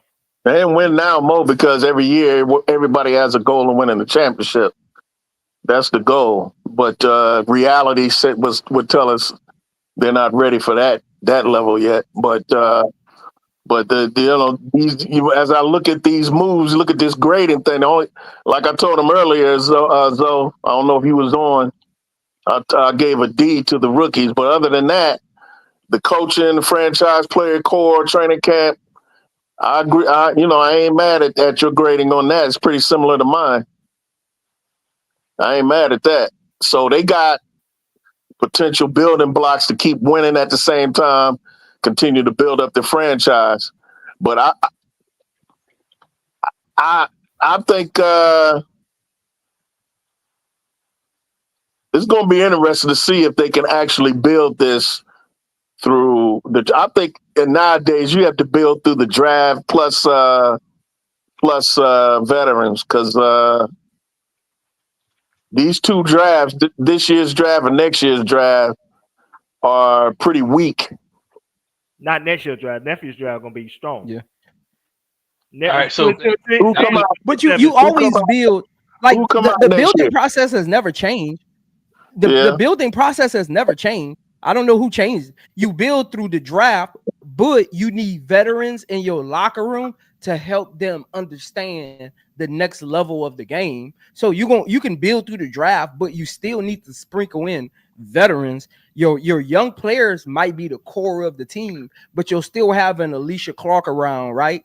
That can help get them over the hump as far as mentally, as far as just understanding what it takes day in, day out to be competitive. So you still need to sprinkle in veterans, but the process has always been the same with rebuild. You don't just got a team full of 2-3 year players. That's not how that actually works. Because you only get so many picks in the draft. You're gonna have to bring somebody in. You got to have 12 people on the roster. Right. All right. So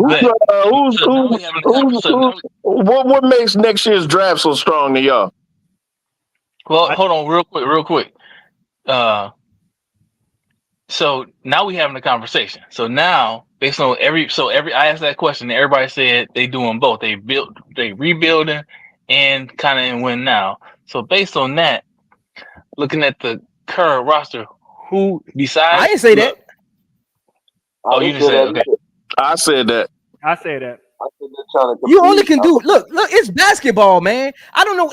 Look, Duvall. I'm sorry, but it's basketball. You can't do both. I'm telling you can't do both. So you think that's not a successful? No team has ever. Yes, that's never been a thing. You can't do both. You can't do both. You can go into a season saying, okay, we're gonna be competitive while we rebuilding, but we ain't gonna be in no win now mode. You can be competitive and still build. Win now mode means we're aiming for a championship and a great seeding in the playoffs. That's two different situations. That's not. I'm not saying that. I mean that mentality gonna be next. That's year. what win now means. But that mentality gonna be basically next year, because 2026, that's when everybody gonna be a free agent. Well, you played. So in your mind, win now means championship. But to the layman, no coach has ever walked in a locker room and said we're gonna win now, and we gonna get a certain amount of games. As a fan who never played at that level, we don't think like that. We think win now means win some games, at least make the playoffs. that's what we mean. Right. That's what we mean. I be having to catch myself sometimes when people say stuff. Yeah, I be forgetting that we mean two different things. Yeah, I'm not saying you're right. You say that they are contenders. There's no way in hell we contenders are nothing in the WNBA the way we currently constructed. And as much as I ring the bell for Angel Reese, she ain't ready for that yet. I don't know, but so based on y'all's respective responses to that question, looking at the roster, based on where y'all think Chicago their trajectory is now, whether it's win now or rebuilding. Well, using Zone's vernacular as a former player himself, a player who played at a high level, they're competitive, competitive as they build. We're saying the same thing, but using different language. Because think about this. Win now mode. Like people think rebuild means, well, that means Angel Reese and Kamilla not gonna be winning. That's not what that means. You can still be in a rebuilding phase 3 years into it. Like you can, like even last year, like with Indiana, yes, they made the playoffs, but they are still in rebuild mode. Because they aren't a consistent playoff team. They only made it last year. Last year, Indiana Fever was still in rebuild mode. You can still be in rebuild mode and be competitive. When you think about your top, nobody had Indiana winning the championship. Nobody had them in that top echelon. They was up there with the Aces, the Liberty, and the Lynx. Nobody had them, even with Seattle. Nobody had them up there. They wasn't one of the top. When you're one of the top 4 teams, that's win now mode. You got to be in the top echelon. When you're in the top 4 seeds, then you're in win now mode. Other than that, you're always going to be in rebuild. See, my thing is straight rebuild. I don't know what people be coming up with these new vernaculars. People be coming up with these new vernaculars and definitions. You're either in win now mode or rebuild mode. Either you're a contender or you're not. Like there ain't no in between. Yeah, put it this way: like a true rebuild is like what Golden State is doing. Like they starting for ground zero. I don't think we starting for ground zero. I think we still gonna be competitive. No, Golden State is not rebuilding; they're revamping. They're building. They're just revamping. they're revamping and retooling what they already have, because the only person from their core that is going is Clay. Looney's still there. No. Gary Payton II still there. Kaminga's still there. The No, Oh, you the Valkyrie. talking about Valkyrie? No, that's a Yeah. new franchise. That's why I say that's That's a they new are franchise. they at the bottom. Washington, That's what I'm saying. Washington is rebuilding. That's who's rebuilding. Washington. Nah, they're in Yeah. build mode. They got to figure out what they're not even in They need rebuild to be mode. in They're rebuild in new mode. franchise They need to- build mode. Right. Like Yeah, like they trying to build a team. Period. So Yeah, they're in build mode. I agree with BWill on that. They're in build mode. Yeah. So based on where Chicago is, now we having a conversation. So based on where Chicago is, and I think we might be saying different language, but I think everybody's saying the same thing in terms of where they actually are. Based on that, besides the obvious two that everybody pretty much agrees on, Mo Jeff and Rachel Banham, who needs to go and who needs to stay? I can't make that determination right offhand because we don't know how these players in the camp. Somebody like Zoe said, they might be a diamond in the rough, like the one we was talking about earlier, Tilly Bowler.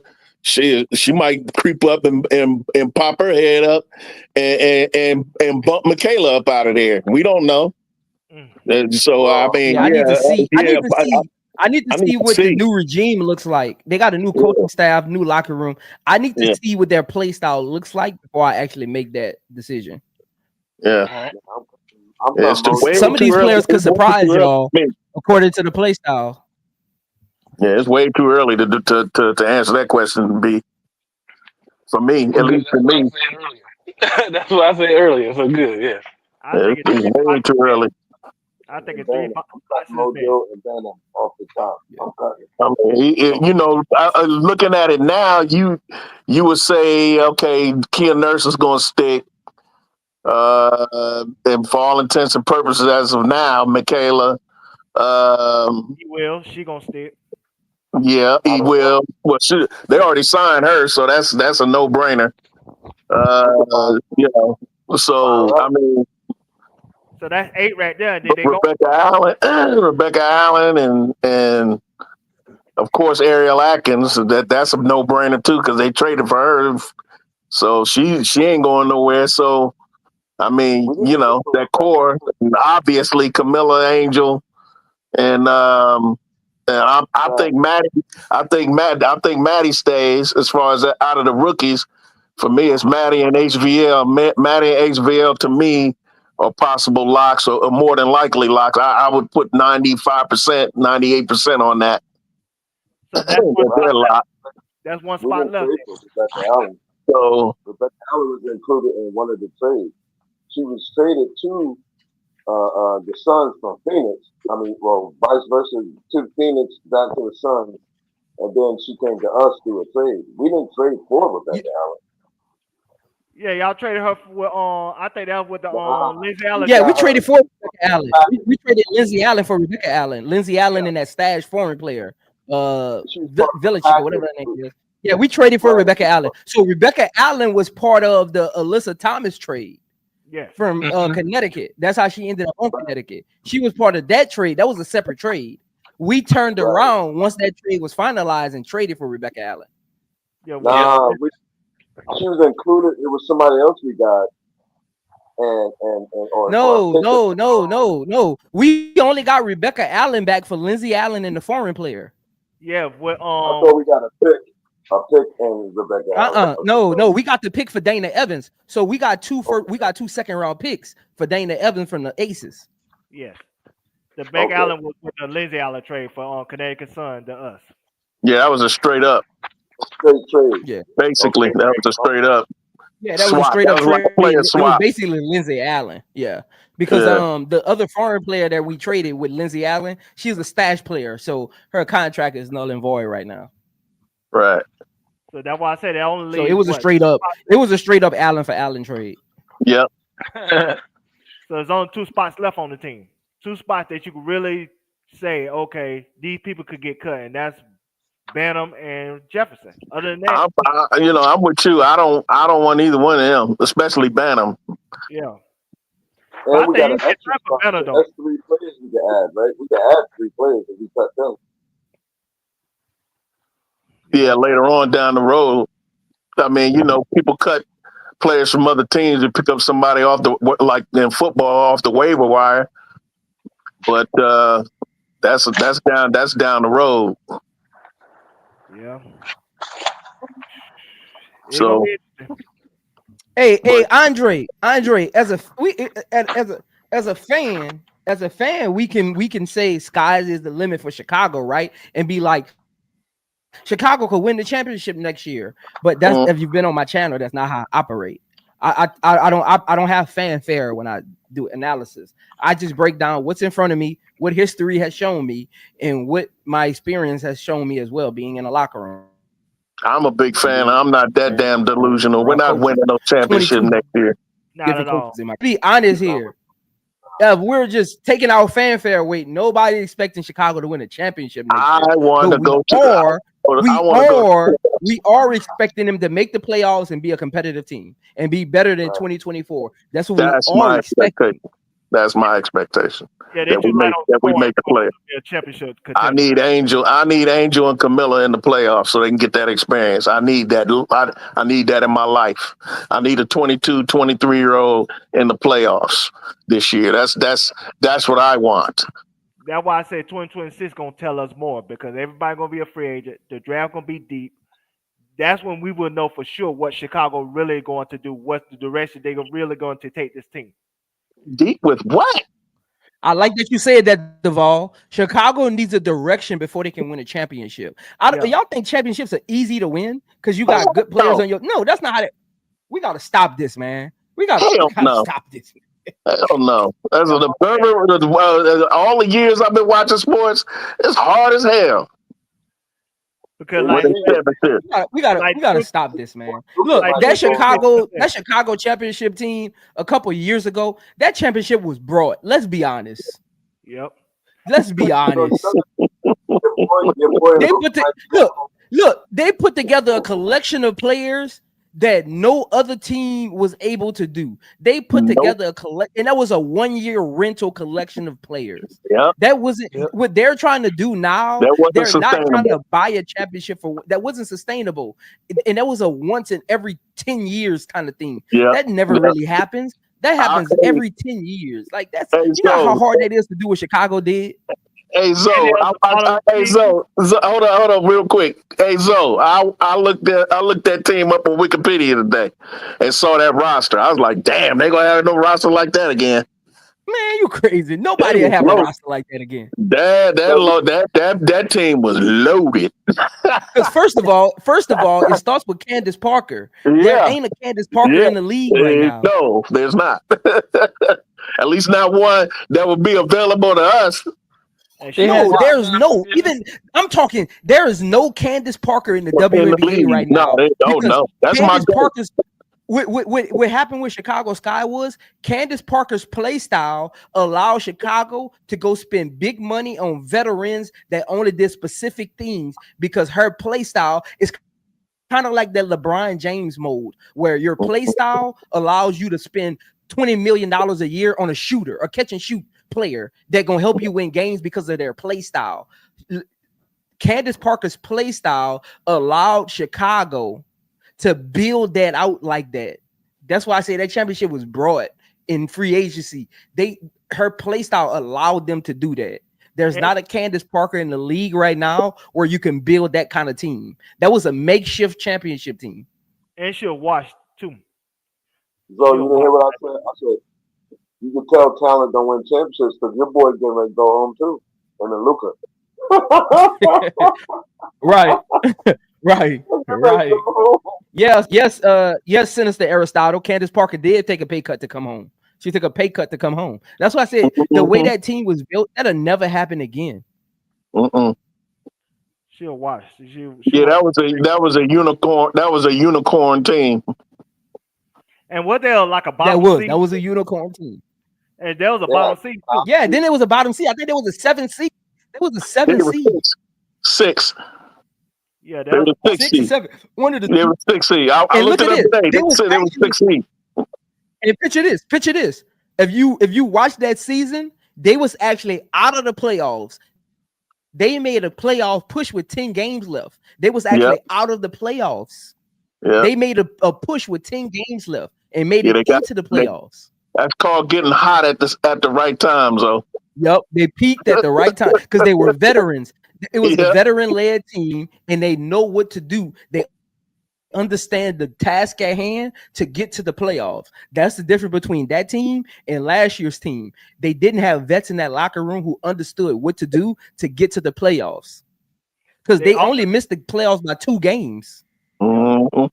And the offense last year was basically passes the wheel, and that just wasn't sustainable. It wasn't sustainable for Kenyon Carter just to be the offense all last year. They needed more than that. They needed more of a structure of that team, and they did not have it. Showtime perfectly broke down, in my opinion, what happened with that team last year. Between injuries, agendas, a green ass coach, and a mercurial head case. Yeah. And still almost made the play. And still almost made the playoffs. If Andrew would have played those last 6 games, they would have made it. And I think if we'd have made the playoffs fully and in full throttle, like all the players available, including BWill, we would have won the first round, in my opinion. Yeah, they shouldn't have traded Mabry at the deadline, but they did, and that would hurt the team as well. Because Mabry was a consistent passer, and she was a shooter that kept spacing. And so once she was gone, we didn't have no spacing. We would have been playing Liberty, though. You think we could have beat Liberty in the series? Nah. I think we would have had. I think if we were at full strength last year, we'd have had a better seating position. Probably would have been the 6th seed. Probably would have been in front of Phoenix, because Phoenix wasn't no good last year. We could have beat Phoenix. Because I don't think we would have been the 8 or the last seed or whatever, Uncle J.E. If we had our full complement of players the whole season. We probably would have played a team like Minnesota. We could. So because it's about matchups, and I think we match up better with New York, in my opinion, than Minnesota does, because we had size. Because we had size. We had size. Remember, Nafisa and them, they were undersized. They couldn't handle John. Listen, we had Barbie, okay? She gave them hell when we played New York, okay? Especially Stewie, okay? Yeah, I went to games. Okay. We would have matched up. We had BWill, Kamilla, and the Barbie. Come on, they wouldn't have. No, they wouldn't have. No, we'd have had a shot, bro. The only person, I'll tell you what, the only person that probably would have gave us problems was Phoebish because of our lack of perimeter defense. Other than that, John Quell wouldn't have got that ish off. Bro, I was at that game when not on Barbie. From getting the double-double. I was at that game, bro. They all came on. They was trying to stop us from getting that double-double. It was crazy, man. 4 players. Yeah. Home players did that. They ain't even want Exactly. You watch the film on that. Lindsay Allen held the ball trying to pass it to him. Both Kenny Carter and Lindsay Allen did that. More than that defense. So it is what it is. That's why a lot of those players are gone. Like I said, Angel could come to work in peace, and she come to a team where she could really be herself and really feel like, you know what I'm saying, she could just focus on her instead of trying to focus on everybody else. I'm not saying we would have beat the Liberty, but we'd have matched up better with them than Minnesota is what I'm saying. Because of our size. And Minnesota almost beat them. So, in a series. So, but anyway, we're bigger this year than last year. At every position. Like I agree. But one thing I agree with you, BWill, is the chemistry. I think the chemistry is gonna be a lot better this year because you got rid of those cancers. Yep. You know what I'm saying? Once you remove those cancers, you go into remission and you good. So I think the chemistry, and with HVL Kamilla, and Angel.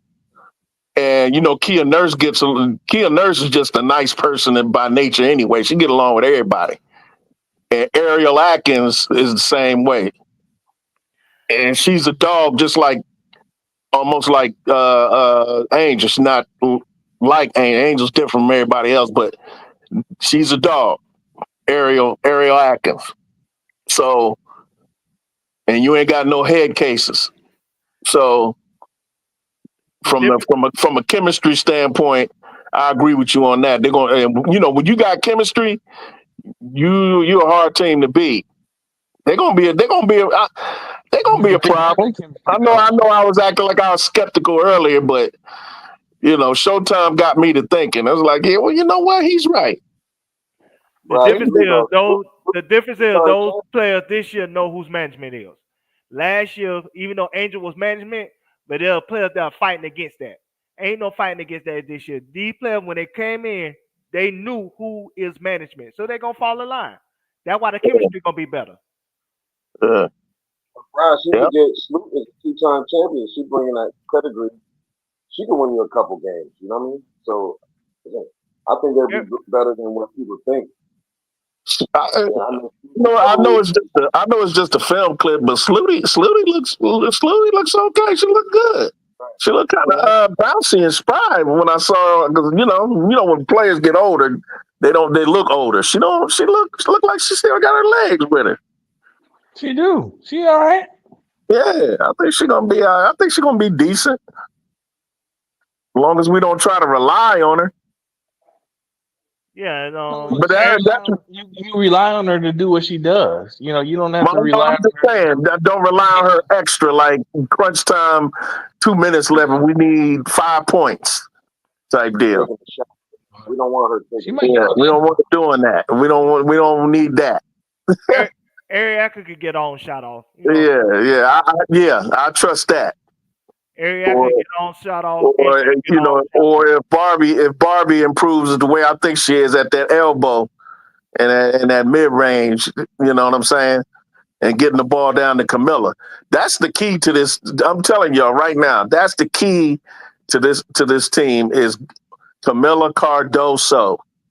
If Kamilla Cardoso, if Courtney Paris can get her to where she need to be right now, I ain't saying complete, reaching her potential, because she's still a baby too. But if she could get Kamilla Cardoso right and get her the ball, we gonna be a real big problem.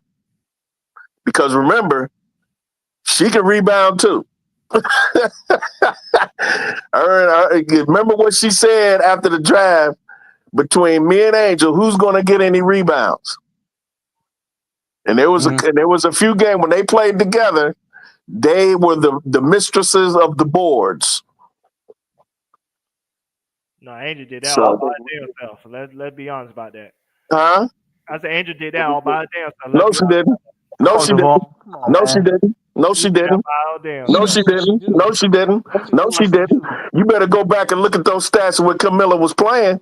She was getting double-doubles too. Nobody on planet Earth is as good as Angel rebounding. That we're clear about that. But what I'm saying is, don't sleep on Cardoso. She's one of the top 5 rebounders in the league too. But it wasn't statistic because she didn't play the whole year. But trust me, you give her a whole year with Angel, injury-free, and watch what happens. All right, I hear y'all. Watch what happens. Look at her statistics. Look at her statistics last year when she was getting 10, 11, while Angel was getting her 13, 14, 15. Right, Brad. Y'all got it. Step up. Can't let you get away with that one, Devon. Because it's one thing. It's one thing to say Angel's gonna do what she do, but you can't take away what Kamilla was doing neither. That's all. That's my issue with what you said. Kamilla, there's a reason why she was the 3rd pick in the draft, bro. She's a dog. She's a dog for real. I'm watching her play right now. She just didn't have no damn body to give her the damn ball. When she doesn't listen, Duvall, When she does not get the ball, she does not do anything else because she doesn't want to, because you're not involving her. She's like every other center in the history of the game of basketball, male or female. Is a general rule. You have to reward your big man for running the floor. And one of the things that Kamilla does best is run the floor. And when she's running that hard after playing defense and tiring herself out, sacrificing herself to play defense, and she's running the floor, down the floor before everybody else, and Dana Evans and them fools ain't getting her the ball, how you think she gonna react? I'm not, and Witherspoon ain't saying nothing to him about it, as Zoe so eloquently outlined earlier. But you letting the inmates run the asylum, and they're not getting Kamilla the ball after the hard work she do. She's gonna check out. Bro, all you need is Atkins to step up too. Atkins could have a breakout season too. She only averaged 14, 15 points last year. If we could get her in that, I'm not worried about her, Uncle J. She's going 18. Can I finish? I want to land. If we could get her into that 18 to 20, that can be very helpful, very impactful. You got Angel get 15, Kamilla get 15. That's 30. That's 50 points right there. You need the bench to give you 15, 20 points a game, or more, whatever. So we need Atkins too. Atkins to be that guard that we're looking for, that could supplement what Kennedy Carter was giving us. So I think she's gonna be key too. So we can't leave her out, man. Yeah, the big's gonna be there, but you need that dynamic guard. Yeah, but nobody's questioning Ariel Atkins though. I mean, there's some players in this league you just don't question. Her resume speaks for itself. We know if she's gonna get hers. I'm talking about these young players, these young core players who are going to be our future down the road. I'm talking about Kamilla, because Kamilla can open it up for everybody else. Because if Kamilla doesn't get the ball, she's not effective. Then the defense can it's like in football. Are you gonna play cover two, or are you gonna press, or are you gonna put 10 in the box because you got a running back there that could get you 10 yards per carry? Are you gonna load the box? And then that open up for the receivers. So if you got a big woman in the middle that's a dog in the paint, you got to double her. Who you gonna come off? You gonna come off Bantam if she's on the team, or another shooter? You gonna come off Ariel Atkins who can shoot, or you gonna come off whoever else, Kia Nurse?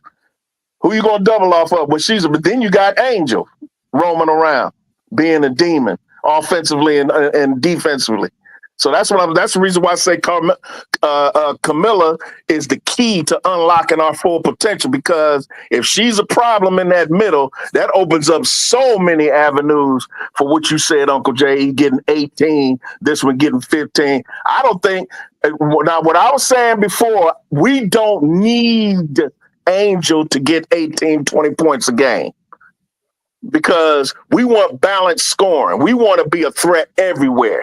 Jonquel Jones didn't average no 20 points a game, and she got MVP of the finals. She didn't score. She wasn't scoring no 27, 25, 20 a game. But she was a center that was a problem. And that's why she won MVP, or she won finals MVP. That's what I'm talking about. Because she was a problem, because you had to worry about Phoebus, you had to worry about Ionescu, you had to worry about other players, Betnijah, you had to worry about her. So Jonquel went to work, and she opened it up for them other players. And that's what I'm saying about Kamilla. She can open up the tap, where everybody will have one-on-one and get their own shot, what have you. You see what I'm saying? So I'm not worried about Ariel Atkins. I mean, when we got her, I was cool. I was like, oh, I can relax now. I ain't worried about no Kennedy Carter. I ain't worried about her guard getting Kamilla the ball or what have you. Because Ariel is a dog. I watched her since college, so I already know what she about. She got one of them things on her finger. So I wasn't worried about her. I want Kamilla to be unlocked. I want somebody to get her the damn ball.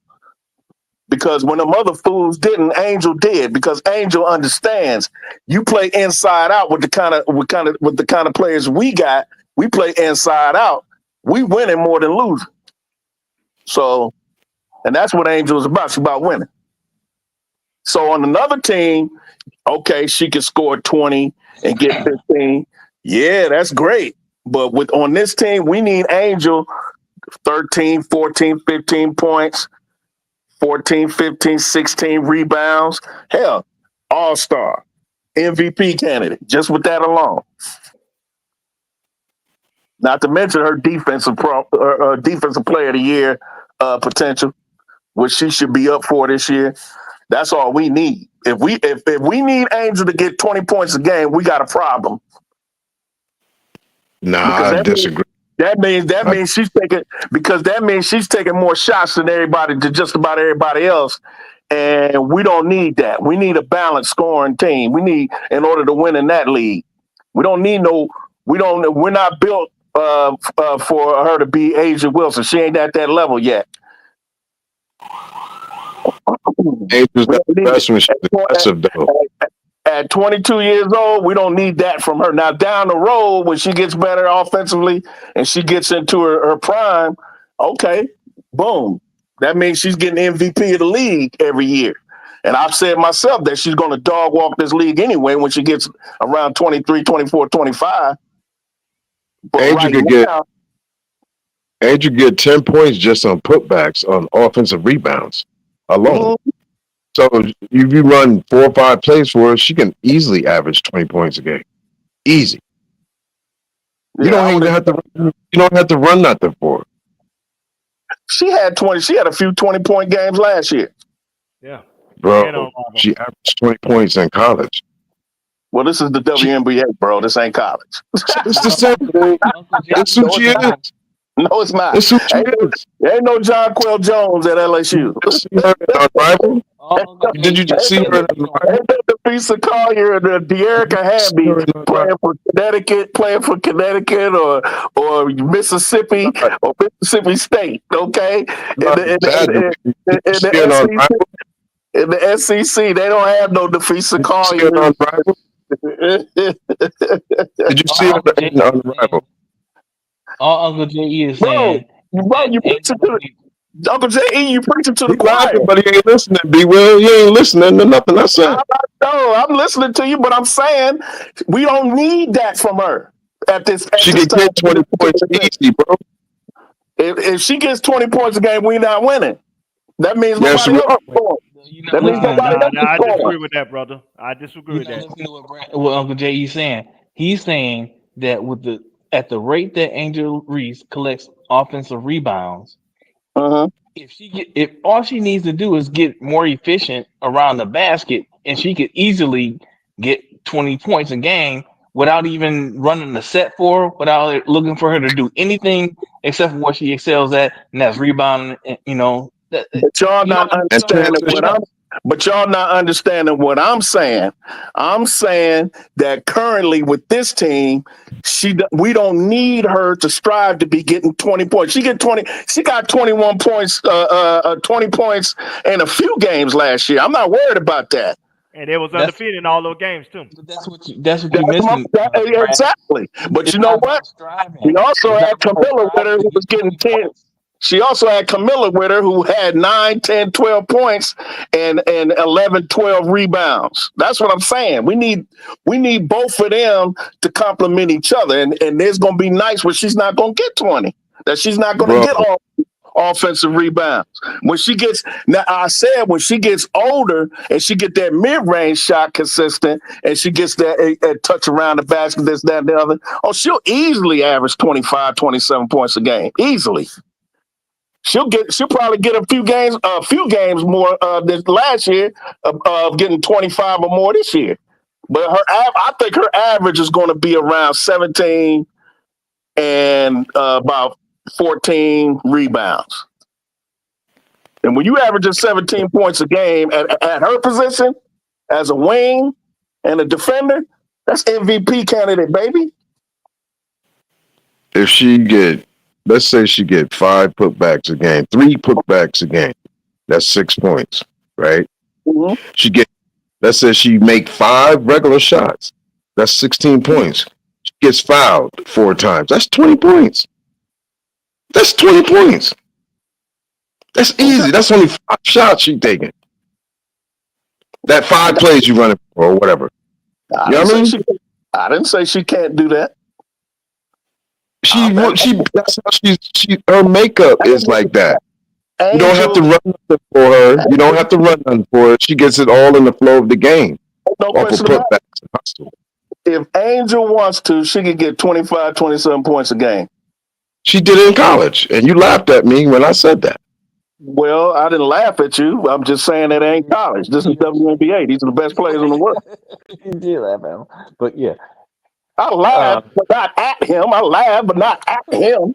I laugh because it's funny that you're comparing college to pros. There's a world of difference. You talk about the top 1% players on the planet. She's gonna play her game. She's gonna play. She's getting back to Angel, Maryland Angel.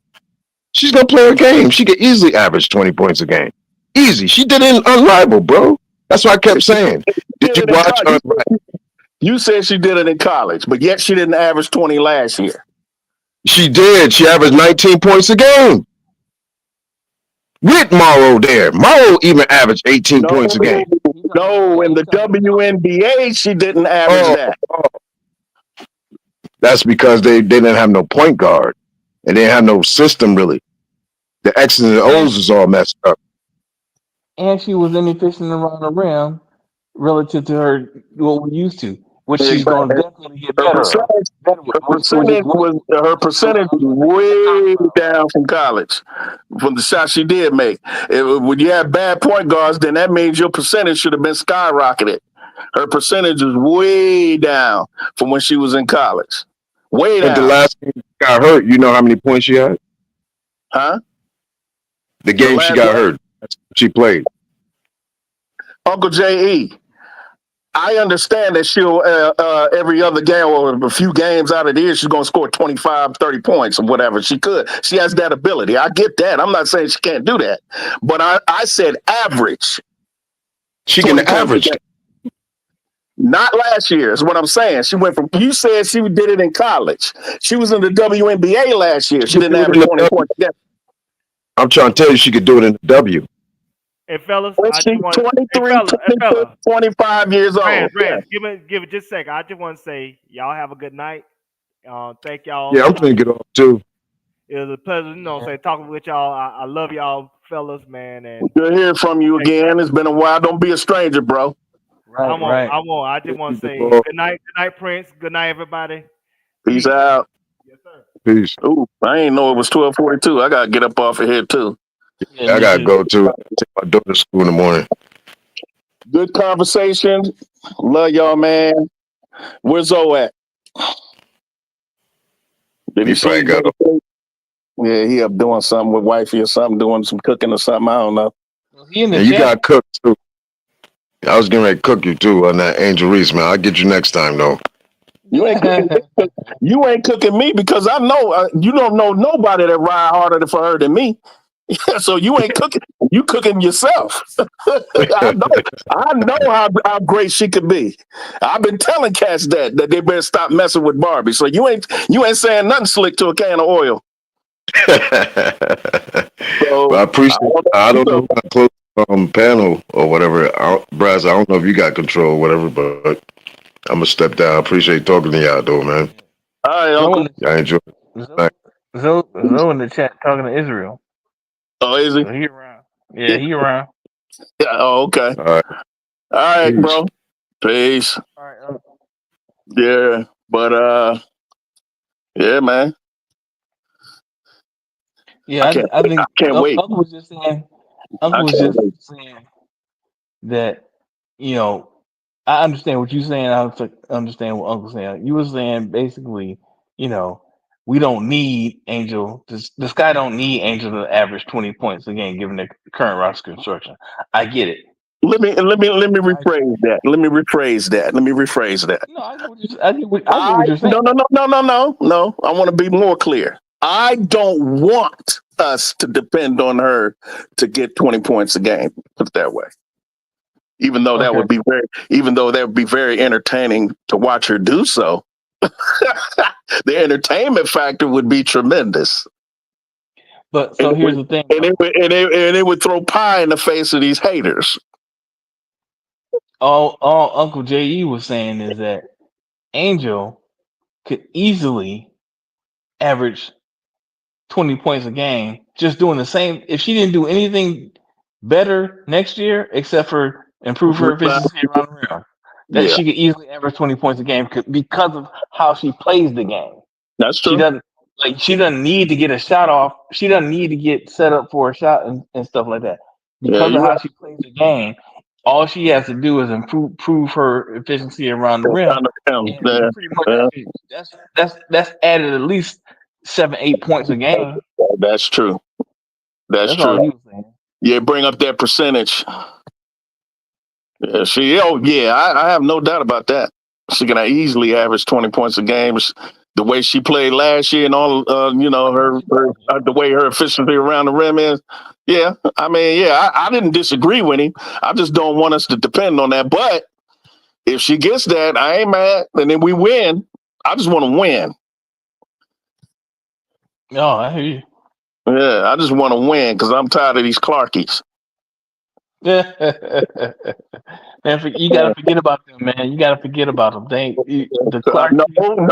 No, because I want to see them crash out. They gonna crash out anyway. Well, I want to see them really crash out because they think Angel Reese is gonna be out of the league in 2 years. Oh well. That's what they be saying on X. I ain't talking about the real basketball fans who are Caitlin Clark fans because I like her game myself. Okay, but I'm not as big a fan of her game as I am of Angel's and Rakia and Cameron. I even like Aaliyah. I like Aaliyah Edwards' game a little bit, but I just don't put a lot of stock in logo threes. That's for the kids. That's circus stuff. That's Globetrotter stuff. Okay, yeah, you can shoot, but when your ass got in the playoffs, you got swept. So it didn't work then. Okay.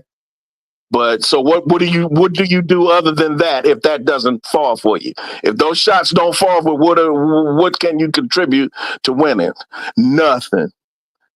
So I think she's gonna be better. I think she needs to work on a couple things. Yeah, she need to work on the defense.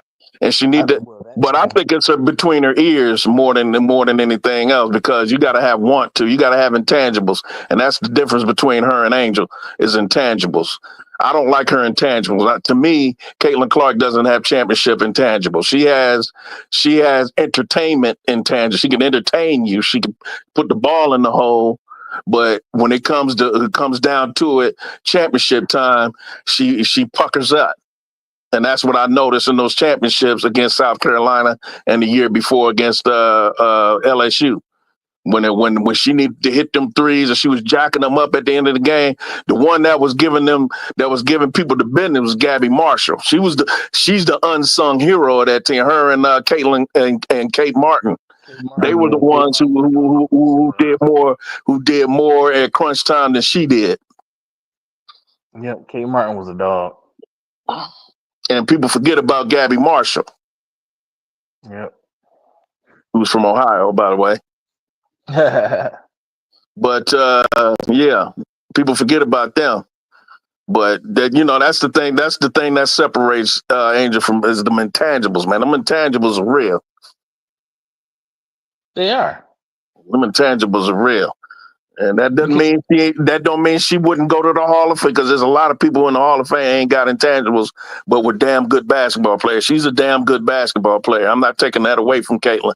But when it comes to like the upper echelon, top 1% in history that have intangibles, she ain't got that. She ain't got championship intangible. That's the reason why they loading her team up with all these damn veterans and all-stars and Hall of Famers. She got about 1,000 Hall of Famers on her team.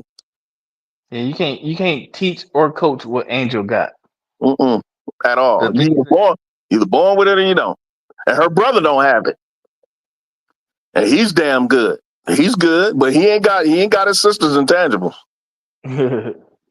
But Julian can ball. He can ball, but he ain't got his sister's intangibles. I noticed that. I was watching him this year for Maryland. He's good. And of course he can rebound. It seems to run in the family, but he ain't got that. He ain't got that it fact. That other cat that was with him does. What was his? I don't know if you watched Maryland this year, the men, but they had a dude on their team. He a one and done. He going in the NBA draft this coming June. I forget it. He from Baltimore too. Shoot, I forgot his name. He is a dog, but they just couldn't. They couldn't beat the big boys like Auburn and Duke and Florida, and I think they lost to Florida. No, they lost to they lost to Florida, I believe. Maryland did, the eventual national champs. Yeah, I only watched. Honestly, for the men's, I really only watched the Final Four. Yep, me too. Yeah, that's the only reason why I know about how Maryland, because I think they were in the Elite Eight or Sweet 16, and they was talking about it on Twitter. Angel Reese's brother. So I said, let me watch this cat, see what he's about, because I never seen him play actually, because I don't pay much attention to the men. So when I seen him, I said, number one, he a big dude. And number two, he's a rebounder like his sister. But as I watched him, he doesn't have that it like his sister does. And she was at the game too. Let me ask you something, and I'm gonna tell you I'm asking you because I'm watching the last year's one of the Sky versus Sparks games. Uh-huh. But given how Rakia improved in Unrivaled from the start of that season to the end of that season, what do you think? What do you see from Rakia this year? Oh, I love Rakia. She's gonna be a dog. I think more highly of her than HD does. Like you said, she need to get in the weight room, this, that, and third. She don't need to be no power lifter. Of course she has to grow into her woman, but she's just a baby. She's gonna grow into her woman's body. She's gonna get in the workout program and whatnot. She's gonna get stronger. She's gonna get better. But I think she's gonna be a dog. She's gonna be a perennial all-star, in my opinion. Her and Cameron. Yeah, I love Rakia Jackson's game. Yes. Yeah, she's gonna be a perennial all-star, bro. The thing that for me that I don't know if anybody else paid attention Ain't she from around your way? Yeah, she's from the D. Yeah, that's what I thought. Yeah. But the thing I saw her improve at in the Unrivaled more than anybody, and nobody talked about it, but her defense from the start of that season to the end of that season, her defense got tremendously better. Just her understanding and her effort. She was pretty good at defense when she was in Tennessee. She just wasn't Angel. No. But that's what the knock is on. That's what the knock is on Rakia is her defense. Like, okay, remember, BWill, I don't know if I told you, but I grew up a Tennessee fan, so I watched Tennessee religiously.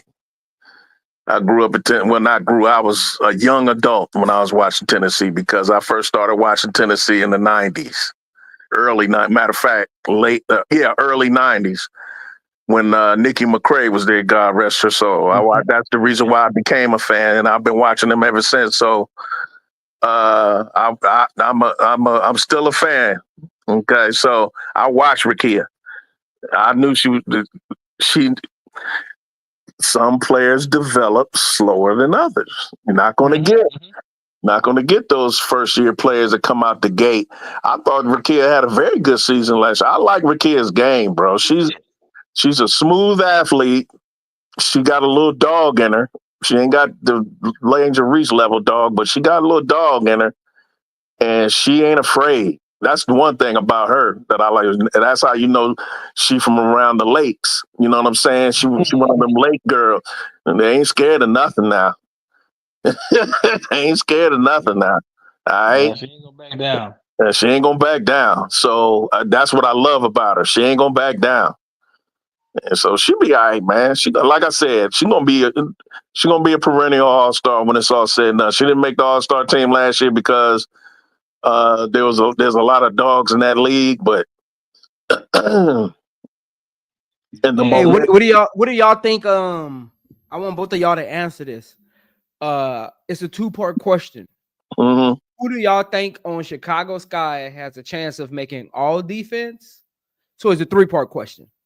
Who on Chicago Sky in chat? Y'all can answer this too in the chat. Who on Chicago Sky has a chance of making one of the all defensive teams? Who on Chicago Sky has a chance of being all NBA? And who on Chicago Sky will make the All-Star game next year? Angel. I'll go. Go ahead. Go ahead. Oh, I'm sorry. You gotta answer. Look, Okay. go It's a defense player of the first. year. Look, no, hold on. Oh, Go defense first. Both of okay. y'all answer Oh, you defense mean first. the Then teams? Okay. yeah, then go all NBA and then go All-Star game. Now you said all first team defense No, either one. or either Either one? one. Just all defense. Okay. All defense, all NBA first or second team, and who has a chance of being All-Star next year on the Chicago Sky team.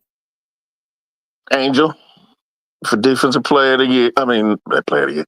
First team defense and Ariel. But if I had to just name one, I have to He didn't go say with just name one. huh?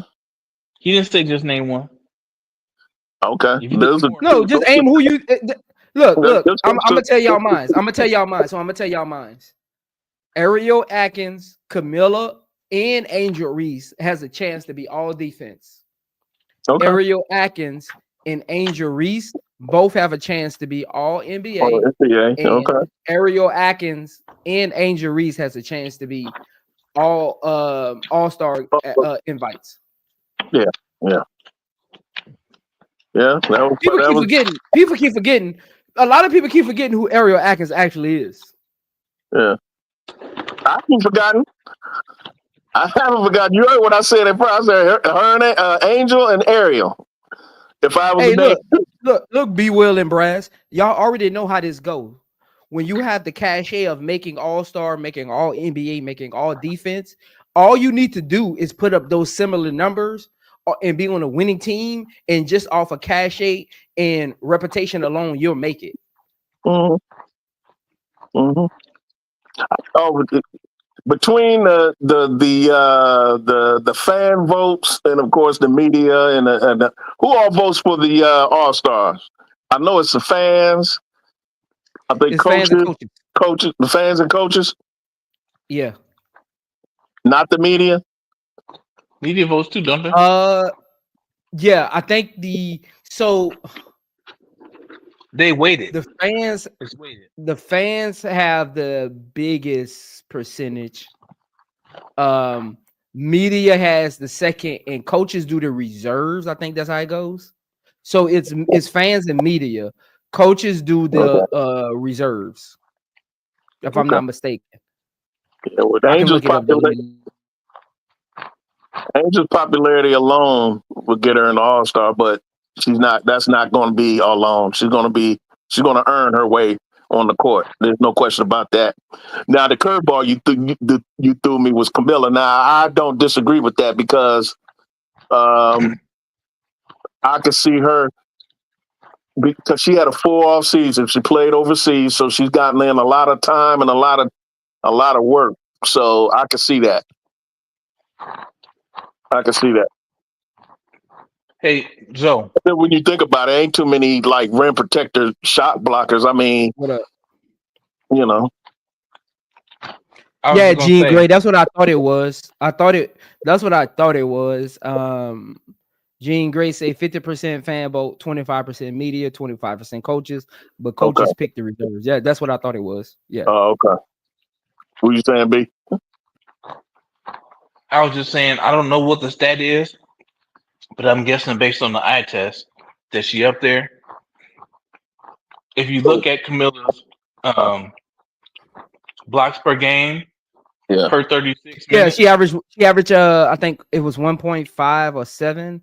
I don't got it in front of me right now, but I was reading it the other day. Per game. So she was top 10 in the league last year in blocks per game. And she only played limited minutes to come back. Huh? What about per 36? That's what I would look at. Let me check. I can check. because I think people don't realize how impactful a rim protector she was because of her limited time. Because even when she was back playing, she had a lot of games where she was on limited time. So she had a lot of games that she was on minute restrictions because of that injury to her shoulder. Mm-hmm. Mm-hmm. But I think a healthy Kamilla. Yeah, she be up there among the leaders in blocks. She could be. For real. Very well be. She could be number one, and she could be number one.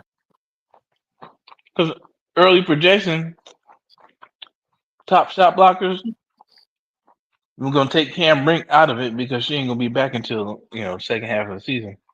What's her name from Seattle? Yeah, Ezzy is gonna be. No. Ezzy and Kamilla. No. What's the other sister? What's the other African sister's name?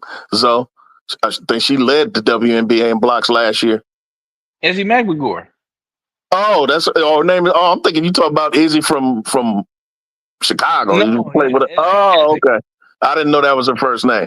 I didn't know that. Yeah. Okay. Yeah. Izzy. So I mean, she's a dog, bro. When it comes to shot blocking, she's a dog.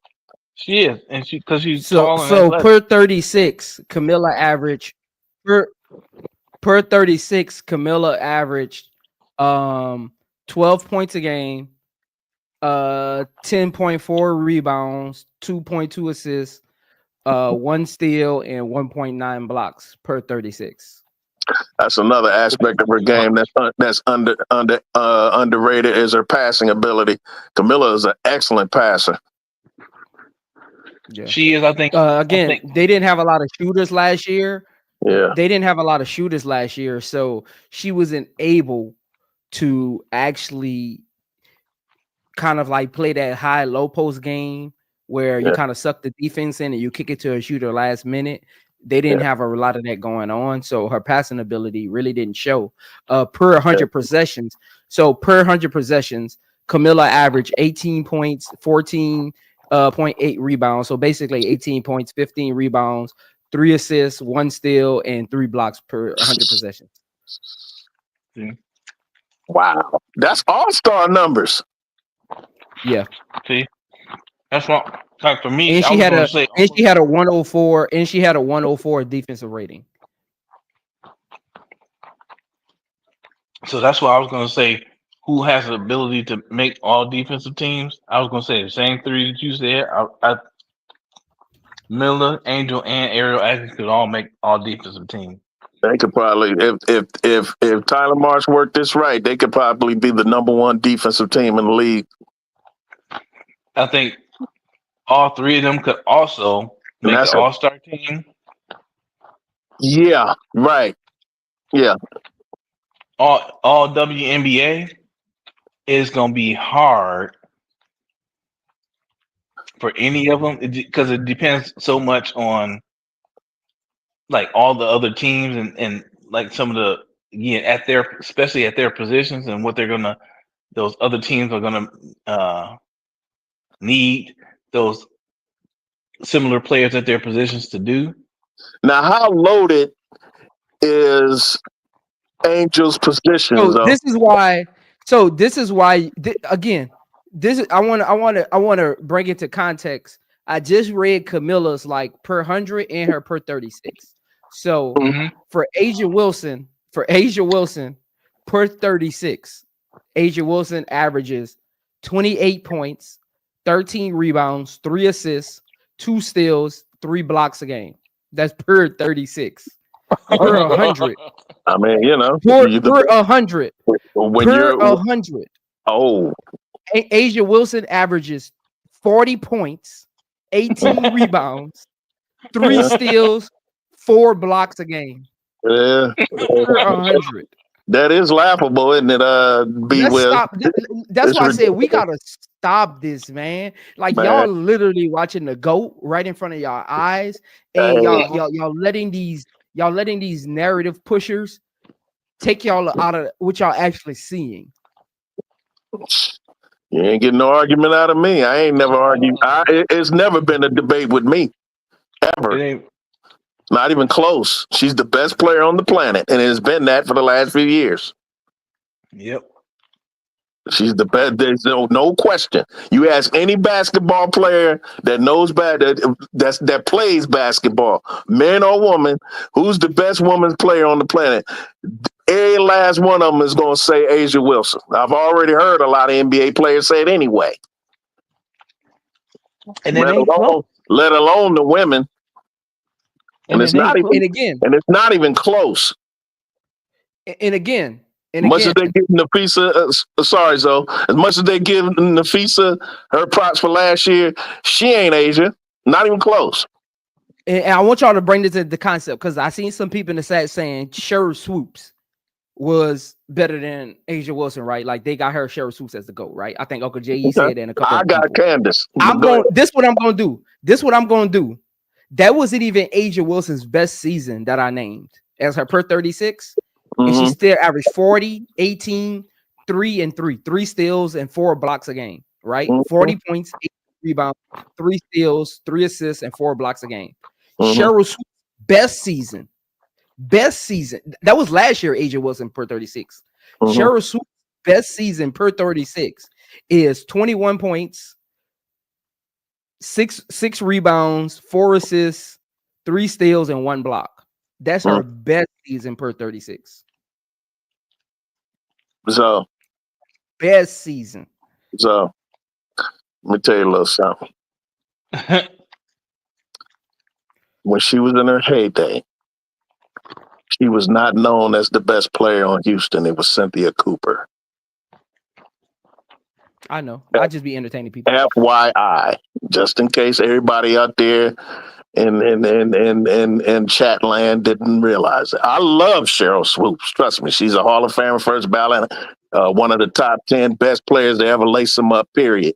And I know firsthand the kind of scars she'll leave because she beat my Buckeyes when they had Katie Smith. So I know firsthand what she can do.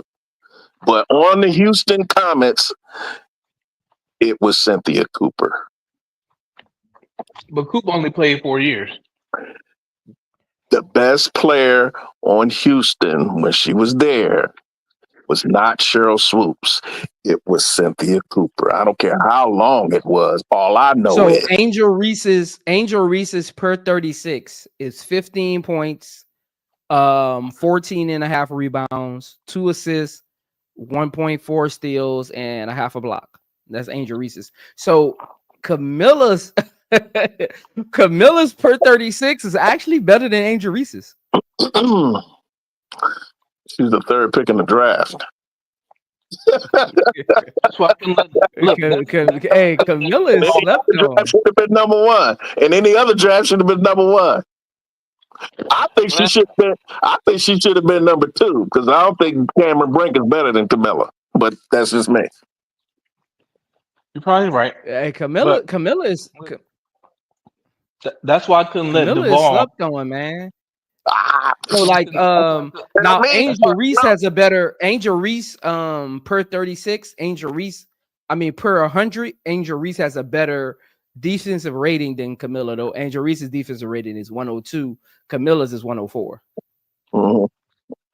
So basically the amount of points allowed. But that's okay. That's okay, yeah. When you're 6'7",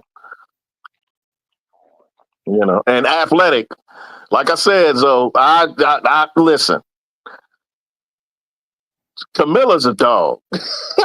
I'm sorry. I remember her from high school. Now, Camilla's a dog. I seen her in South Carolina, how she developed. The best thing I love seeing Kamilla do is run the floor and pass. That girl runs hard. And that's why I was so angry last year at the damn guards, bro. because I know how Angel is when you get her the ball, when she runs hard and plays hard. She's a dog, and she wasn't even really playing that hard. You just named her numbers, and for real, she ain't nowhere near her potential. Not even close last year because Listen, of them fools in the locker room. Listen, Brad. That's just one aspect. Now, here's what I think. Imagine Kamilla. So one of the biggest issues for Kamilla last year was foul trouble, right? She fouled Yeah, too much. yeah. Now imagine her with a year under her belt. She got some extra. Referees are kind of bogus, but go ahead. No, but she just. Yeah, I know. I get you. She had issues And, controlling her body. and I ain't gonna lie. I'm looking at Asia Wilson's stats. So she's a 3-time MVP, 2-time champ, 4-time block champ. I ain't know that. Rookie of the year, 4-time all defense, should be 5. They cheated her out of all defensive team. And she's a 6-time all-star, 2024 scoring champ, 2-time defensive player of the year. She should be 3. 2018 all rookie team, 5-time all WNBA. They cheated her out of 1. She should. How you a 6-time all-star but only a 5-time WNBA? Make that make sense. Right. Make that make sense. That doesn't make sense at all. It does though, because it does. All-star is, yeah, I mean it can. You can make sense out of it. It just kind of depends on that year. Not when you are big. If you were with the guards, yeah, because it's so saturated. But when you were big, if you made all-star, you should be all NBA. How? Fact. It's 2 teams. It's Fact. two all-star. It's 2 all-star teams. The best out of all of them. No, you don't understand what I'm saying. You don't understand what I'm saying. When it's bigs, the way that the bigs are selected for the all-star game, the guards are more saturated because they have forwards that they put into the guard category. So that literally takes up some of Asia Wilson's them spots. So that's why you don't get a lot of bigs in the all-star game, because sometimes they take the small forwards and the shooting guards and they give them a power forward kind of like slot in the all-star game. So most of the time you'll have like 2 centers, 1 power forward, and the rest of them are really guards. That's if you look at the all-star lineups, you'll have like two real bigs, maybe 1 power forward, and the rest of them are like 3s and lower. So for her to be a big, and make the all-star game 6 times and only be a 5-time all WNBA is kind of weird. That's so here's I'm just doing. I need to see. Let me see. I'm just doing the numbers. Let me right? see. Let me see what year. Let me see what year she didn't be. She was in an all NBA. Because it probably was a rookie season or a second season. No, it was her second season, but she was the MVP that year. Make it make sense. Now that don't make sense. Make it make sense. I can't make sense of that. Make it make sense. We was just looking at numbers. I can make sense of that because, all right, if it's 6 bigs in the All-Star selection, so it's 2 teams, so 3 bigs per team, the 6 bigs. Yeah, I can see how one of those bigs, because all WNBA is only the first team, right? Is it the first or second and second team? I think it's 2 teams, I believe, ain't it? 2 teams. It's 2 teams. That's what I thought. Okay. So I can see even by the numbers. So you got four bigs, and there's 6 bigs that may have been selected to the All-Star game. So I can see that, but no, she wasn't. No, she wasn't an MVP that year. She got MVP votes that year. Oh, okay. So that's but even still, how you get MVP votes and don't make the All-Star game? I mean, don't make the how you get MVP votes, make the All-Star game, and no WNBA she was a starter that year. I'm looking at the list, she was a starter that year. She was a starter at the All-Star game. Yeah, she was a starter. Who are the other starters? I guess it all depends on who votes for the first team All WNBA though. Because All Stars, like I said, All Stars mostly fan vote, and they determine who starts. Just like the NBA, they determine who starts by the amount of votes they get from the fans. Yep, that's true. Yep. But them idiots in the media and some of them coaches, that's the culprits when it comes to them first and second team All WNBA. But I don't look. I don't see how you can get MVP votes and MVP not make vote. the all and Exactly. not make the all WNBA team. I don't see that. Exactly. But that's the WNBA for you. WNBA has been bass backwards for years. That's the reason why they ain't got no marketing. So That's the reason the why they do it. bigs, so the bigs on the year she missed. Let me make sure I got it right. So that was 2019 season. So the big she missed, and this is the crazy. This is the crazy thing. She got more votes for MVP her rookie season, and didn't make. And she was all rookie, and she was a rookie of the year, and made the All-Star game her rookie season, and she got more MVP votes her rookie season, and wasn't an All NBA. Right. Mhm. The following season, she made the All-Star team and she got MVP votes, and she still wasn't on the All NBA team. So how you get more votes? She was 16 MVP voting. She was 16 MVP voting her rookie year, Mhm. and didn't make an All NBA team. I don't know how they set these All NBA teams up. Yeah, I don't know. Goofies, man. So in 19, the All NBA teams were first team Elena Deladine, Courtney Vandersloot, Brittany Griner, Chelsea Gray, and Natasha Howard. Brittany was at her.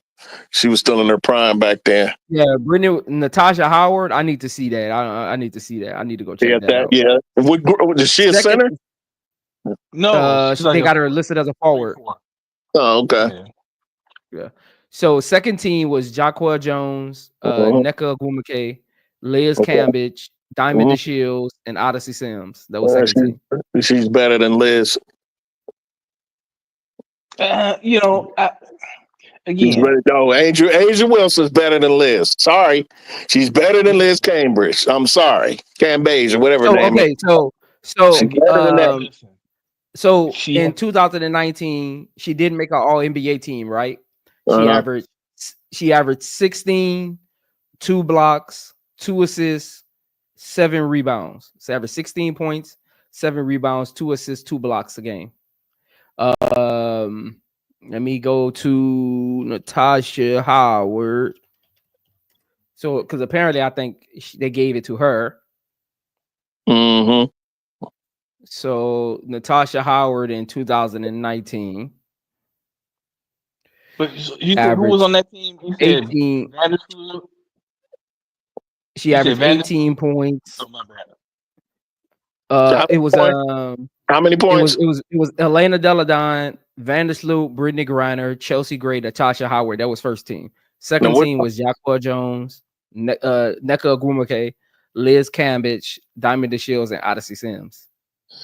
So yeah, of that team, that first team, I would say Tasha Howard was probably the 4, and Deladine was. Now she was balling though. I'm looking at it. She had 18. She averaged 18 points. So she averaged more points than Asia. Asia averaged 16. And she averaged more rebounds that season because Asia only averaged 6.4. She averaged 8.2. Asia averaged more assists. She averaged more steals, and Asia averaged more blocks. Who did Natasha play for back then? Seattle. She was on Seattle when what you call them? Yeah. Oh, that's what she was with Sue and them. Yeah. Did they win the championship? They won the championship too, didn't they? Yeah, they did. Yeah. Yeah, because Seattle won it in 17. Was it 17? Their first one? Yeah. Something like that. It was a while back. They won 2 though, didn't they? Yeah. Sue Bird got what? 2 rings, 3 rings, something like that. Because I know Stewie was Stewie on all those championship teams with her, or just one? Let me see. They won 2. Yeah, I know. Together. And Jewel too. Stewie. So Stewie won 2 of them. I think I have to. I don't know. I have to look at the stats. I know she has at least 1 before she went to New York. Oh yeah. Yeah. But I'm wondering if she was on that team with Natasha Howard, though. Yeah. So all that to say, though, I can understand. Like again, excuse me, as good as Asia was, coming out of college, her first 2 years. Her first 2 years, yes, she was rookie of the year, all rookie team. She got some MVP votes, but Asia has gotten better and better and better and better and better. Oh Right? hell yeah, You know what I hell mean? yeah, So like she didn't all she so yeah. for me, she been in the league. She came in the league in 2018, right? Mm-hmm. Yeah, 2018 was our You know, rookie. yeah, right. she about to go into her seventh season. So so all of those 6 seasons, she made all All Star. Mm-hmm. She made all WNBA 5 of those 6 Five seasons. times. Yeah, 5 times. Yeah. So to me, that's not a slight at all. Like I can see that. Like No, who gets the I mean I mean, yeah, but Zoe makes a good point though. How you get them MVP votes but not get on the? I mean, she at least should have made second team. I'd have took Liz Cambage off of there. yeah, but it Liz goes by Cambage, position too. Liz It Cam, goes by position too. So if she got MVP votes, is she considered a center or a forward, or just strictly a forward? Because I seen her play center too. it Asia depends on Wilson. who you asking. It depends on who you asking, who was on the team at the time, and the scenario and I still matchups. would have took You know what I Cambage. mean? Who was the other forwards on that second team? So Because they had NECA. It was NECA, Liz Cambridge, and Jacqua Jones. because on the her and Liz had to be on the same team for one of those votes, right? that was the second team. That was the second team Yeah, on W. Liz was on the same team in 19 when Yeah. Liz So made it over Asia. And her and John Quayle was on second team. Yeah, Liz Cambridge, NECA, and Aguma Cake was the front court on second team in 19. What was NECA's average? Let me see. I like NECA Ogumake. She's a dog. she is. Yeah, I mean, that's what I'm saying. You can't argue a lot with it. You That, can't argue. I'm just curious though. I'm just curious though. Splitting hairs over that. We split. And look, and Angel. I mean, Angel's my favorite 19. player. Oh Lord, there's 20 points a game. They must have said we gonna just take one player from the Aces because NECA averaged 16, 6, half a block, and 1.9 steals. Oh, she averaged 16. Yeah, she averaged 16 and 6. What about Cam Beige?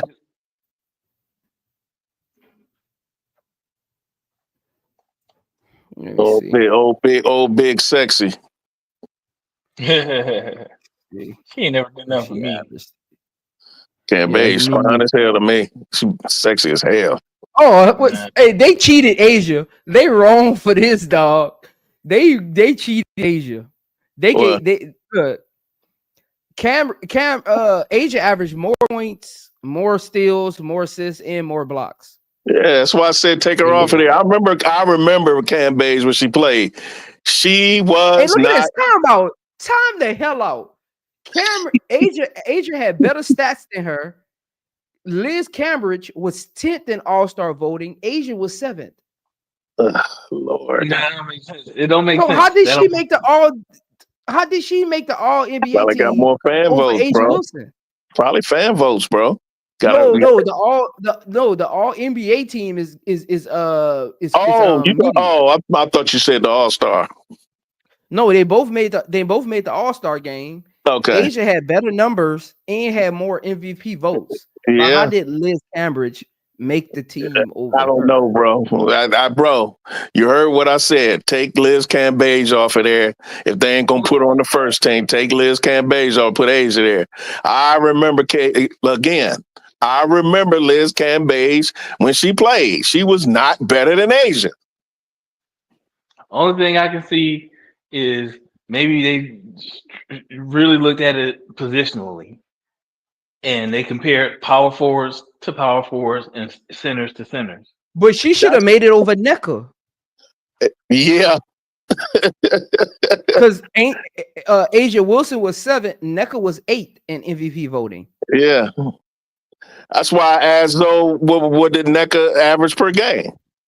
And look at her. Like for the second team, they gave Liz Cambridge the second team because they listed her as the center, right? Asia is a forward. So for and Jacquel Jones is not a forward. Not a forward. No, she's not. They gave her the forward slot. They gave her the forward slot on the second team. right. They gave Jacquel Jones and Nneka Ogwumike the forward spots on the second team.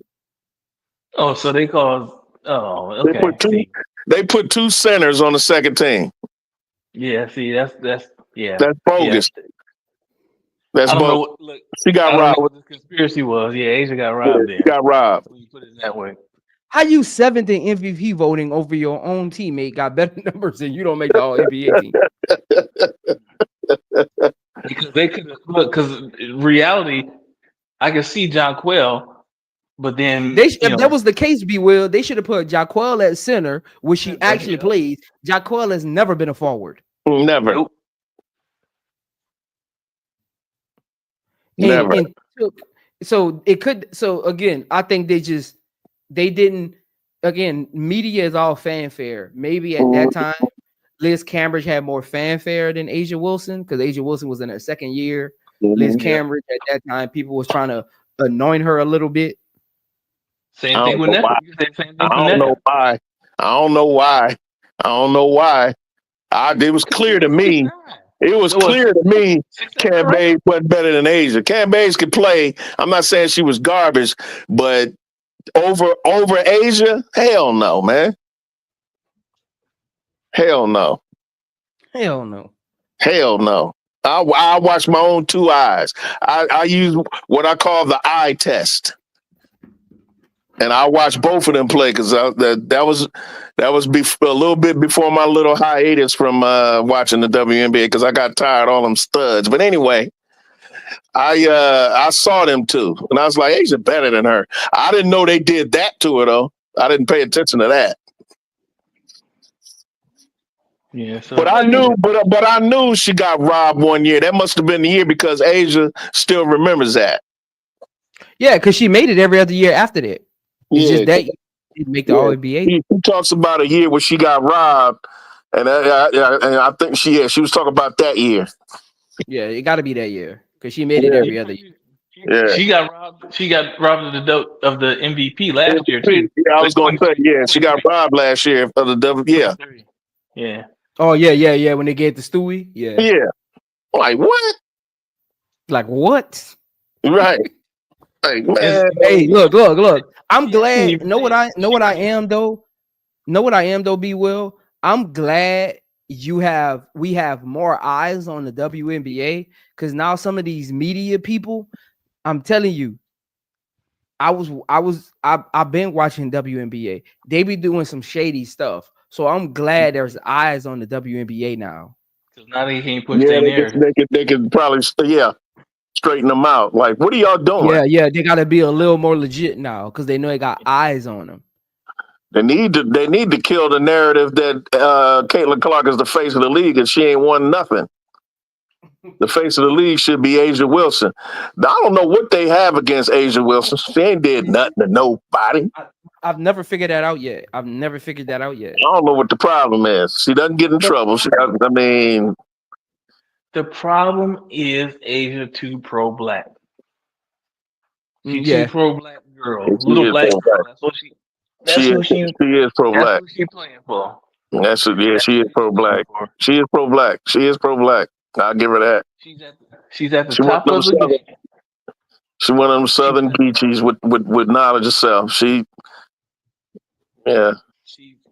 at the top of her game, the top of the game, and she can see how even that has not been good enough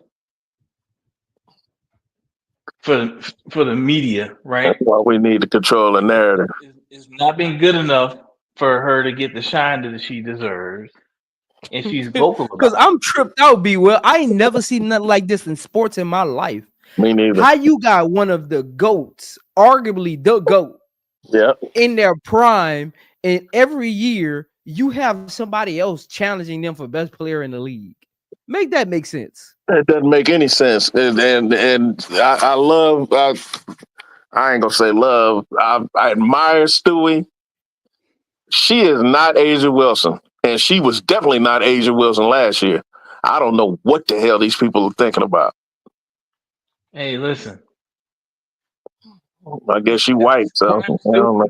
Stew, Prime Stew, hey, that's a beast. That's a beast. I ain't even mad. I didn't say Even she was. Asia I wasn't didn't say mad. I didn't say she wasn't. All I said was last year she was not the beast. In 2024. Oh no, of course not. I didn't say she was never a beast. I didn't say she's a unicorn, as a matter of fact. Stewie. Who? Oh, Stewie. Stewie. Stewie done digressed a little bit. Yes, she has. She got a good team that complements where she is in her career right now. So, But she is not no MVP or no league. Not when somebody named Asia Wilson is wearing an Aces uniform. No. And the number she put up last year. Look, she got one of those. Crazy. She got one of those Charles. Want me to tell you what it is? She got one of those Charles Barkley, Derrick Rose, Dirk Nowitzki awards, man. Like they just like LeBron could have won it 8 years in a row. Jordan could have won it 9 years in a row. Like she got one of them awards. She got one of them, man. Like it's one of those. Like what do they call it? Yeah. Like what do they call it? What do they call it? When you keep getting something. Oh, you talking about perennial? No. I'm talking about like with the media. You know, like when the media just get tired of giving you something. Yeah, it's like something fatigue, like yeah. She got voters fatigue. Voters fatigue. Got voters fatigue. Yeah. When it came to the MVP, yeah, she had got voters fatigue. But they're like, damn, again? Why not again? That's weird. Next year, it's gonna be 3 in a row. We can't. Yeah. That's weird. That's weird. I don't give a damn if she gets it 10 years in a row. She deserves it. Yeah. I don't give a damn. Fatigue will get in shape then and prevent the damn fatigue. Yeah. Shit. Give a damn if you wore out about it. Man, that's crazy. That's you just ran out of those accolades, man. That's crazy. Her resume is stupid. The only listen, and I keep saying that, and she's creeping close to being my GOAT. But my GOAT is still Candace Parker because she played 5 different positions and she played all of them at elite level. Nobody's done that. I got no problem with nobody GOAT. I got no problem with nobody GOAT. Right? I got no problem with how people rank them. Me neither.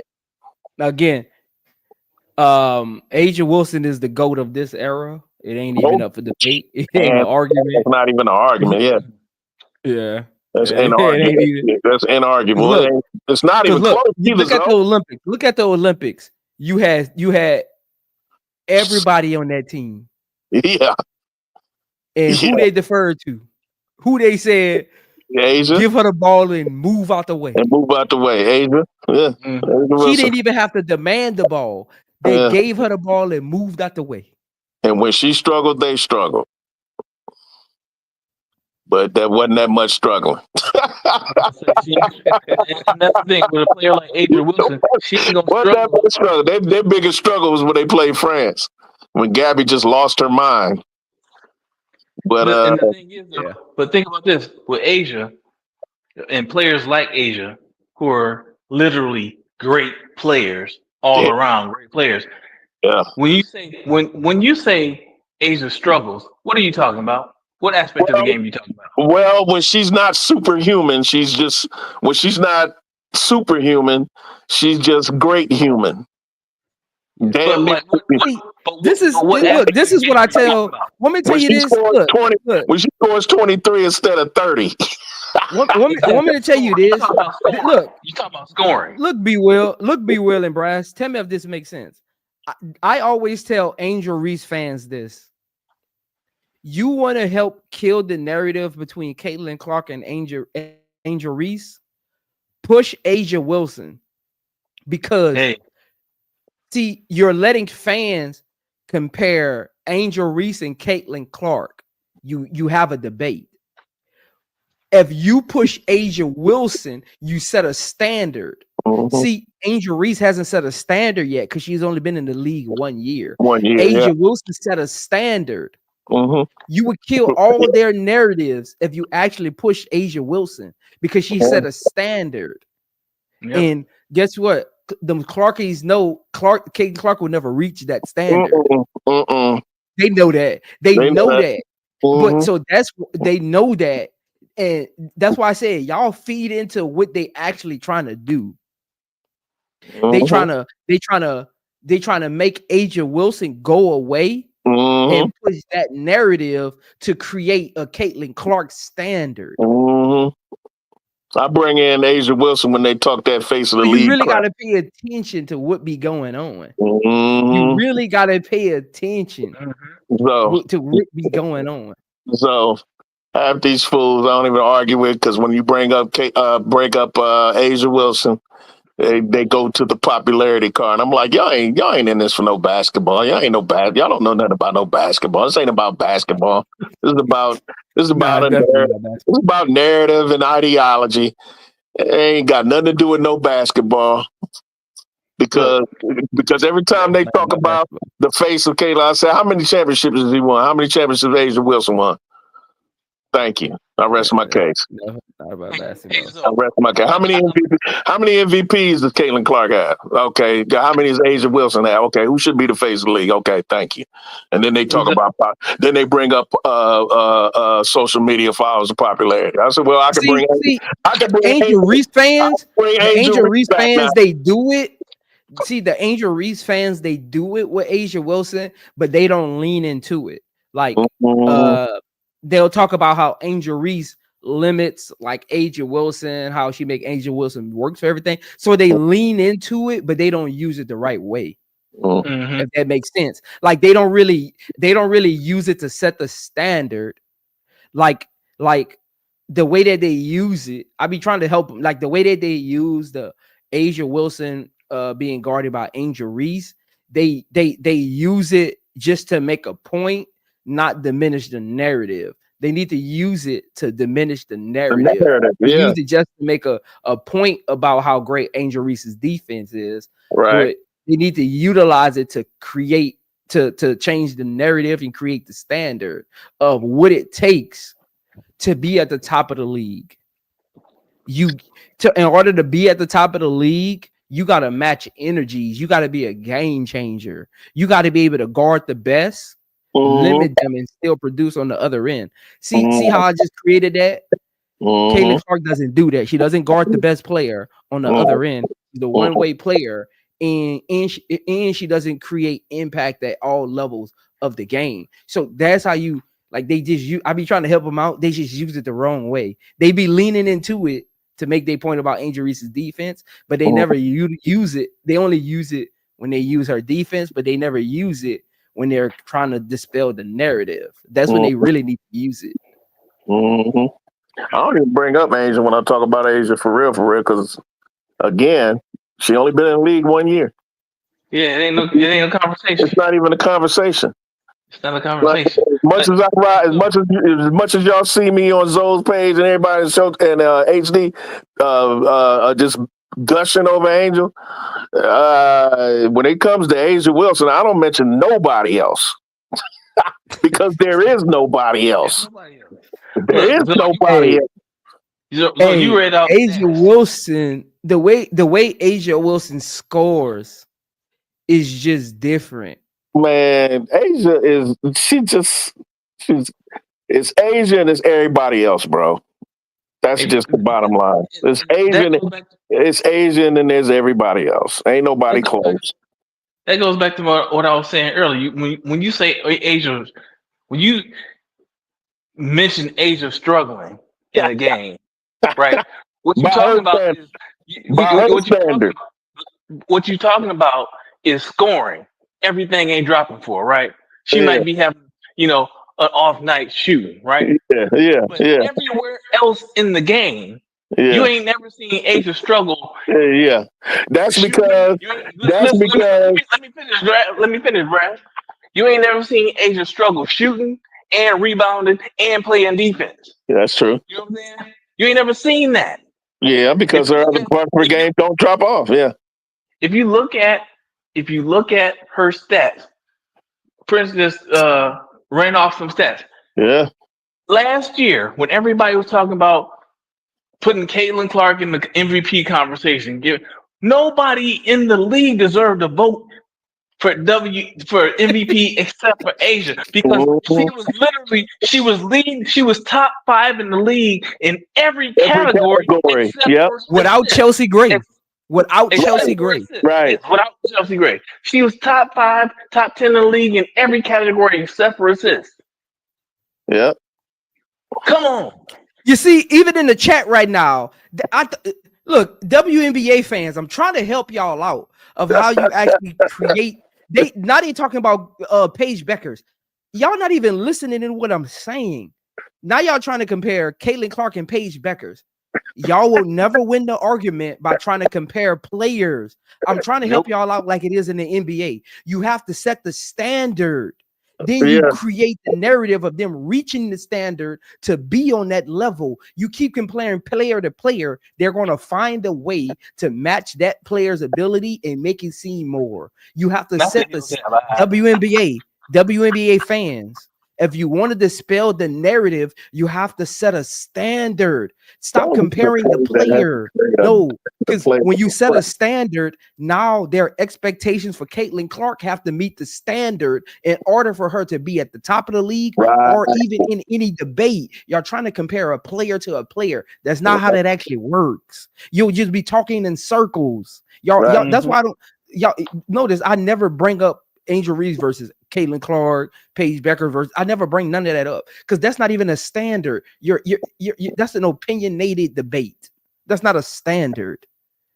Even in the chat, they're still going. Y'all still doing it the wrong way. Paige coming into the league won't dispel the narrative. You'll just be talking in circles again, like y'all do with the Angel Reese versus Caitlin Clark. Yeah, y'all got to create the standard that they can't deflect from. That's how. Look, they keep pushing the narrative because y'all keep giving them windows to deflect. Yeah. When you create the standard, they have to. She either reaches it or she doesn't. There's no deflection. Does she reach the standard or not? Yeah. Come on, man. I'm trying to help y'all out, and y'all still don't know how to debate. This is crazy. This is crazy. Like I said, when they bring up when they talk about certain things, I like, well, Asia Wilson is the best. Well, when they specifically when they try to say that she's the face of the league, I'm like, how? No, to be the face of the league, you have to be able to produce. You have to be able to win. Yes, off the court, she sells tickets. All of that goes into it, right? Being the face of the league, but you have to be able to produce. You have to be able to win. You got to bring accolades to the table. That should be the standard for being the face of the league. That's not basketball because she got Instagram and TikTok followers. That's not basketball. The face of the league implies best player in the league. The face of the league, the standard by which everybody else is measuring themselves. She's not the standard, like you said. It's Asia Wilson. She's the standard. Does she live up to that standard or not? And it doesn't. And look, it doesn't even have to be Asia Wilson. It can be Cheryl Swoops. It can be Candace Parker. You just need to have a standard that she needs to reach, not just being the face of the league because you led the. I've never heard of this. You the face of the league because you led the league in assists. What? Nah. What? I ain't never heard of that. That's a goalpost move. They moved that goalpost. That's a goalpost move. Guess what? Most people come on YouTube and they start doing the comparisons instead of talking about the standard. That's why they can't dispel the narrative because the WNBA community hasn't set a standard. They keep talking about player to player comparisons, points per game, and this and that. You're just talking apples to oranges. Y'all can just keep talking in circles. It's just gonna go in circles. It's just like football. It's just like football. Drew Brees for a long time led the NFL in passing yards and touchdowns, completion percentage, but nobody thought he was the GOAT while Tom Brady and Peyton Manning was in the league. He wasn't even winning. People don't know this, but Drew Brees doesn't even have an MVP. Nope. He got an offensive player of the year, but he doesn't even have an MVP. To say he Yeah. had all those yards, he's a Super Bowl winner. He has the highest completion percentage in NFL history. He's number 2 in passing touchdowns. Tom Brady had just passed him when he was with Tampa Bay, right? Right. But Tom Brady and Peyton Manning and Joe Montana set a standard. Yeah. That's why Drew Brees was never in the quarterback GOAT conversation, because they had a standard. If you just wanted to compare their accolades, yes, you can go and say Drew Brees was better than Tom Brady, right? If you just want to go accolade for accolade. But no, there's a standard that goes with those accolades. You can't just come to the table with accolades. And a lot of people go into debates with accolades with Caitlin Clark. You're not going to win it. You're just going to talk in circles, and they're going to find a way to deflect it. Yeah. See, when you got to reach a standard, that's when you get them. You say she got to do this to be in this, and you pause all of this. You pause all of that when you set the standard and says she got to do this and this for her to even get in the room.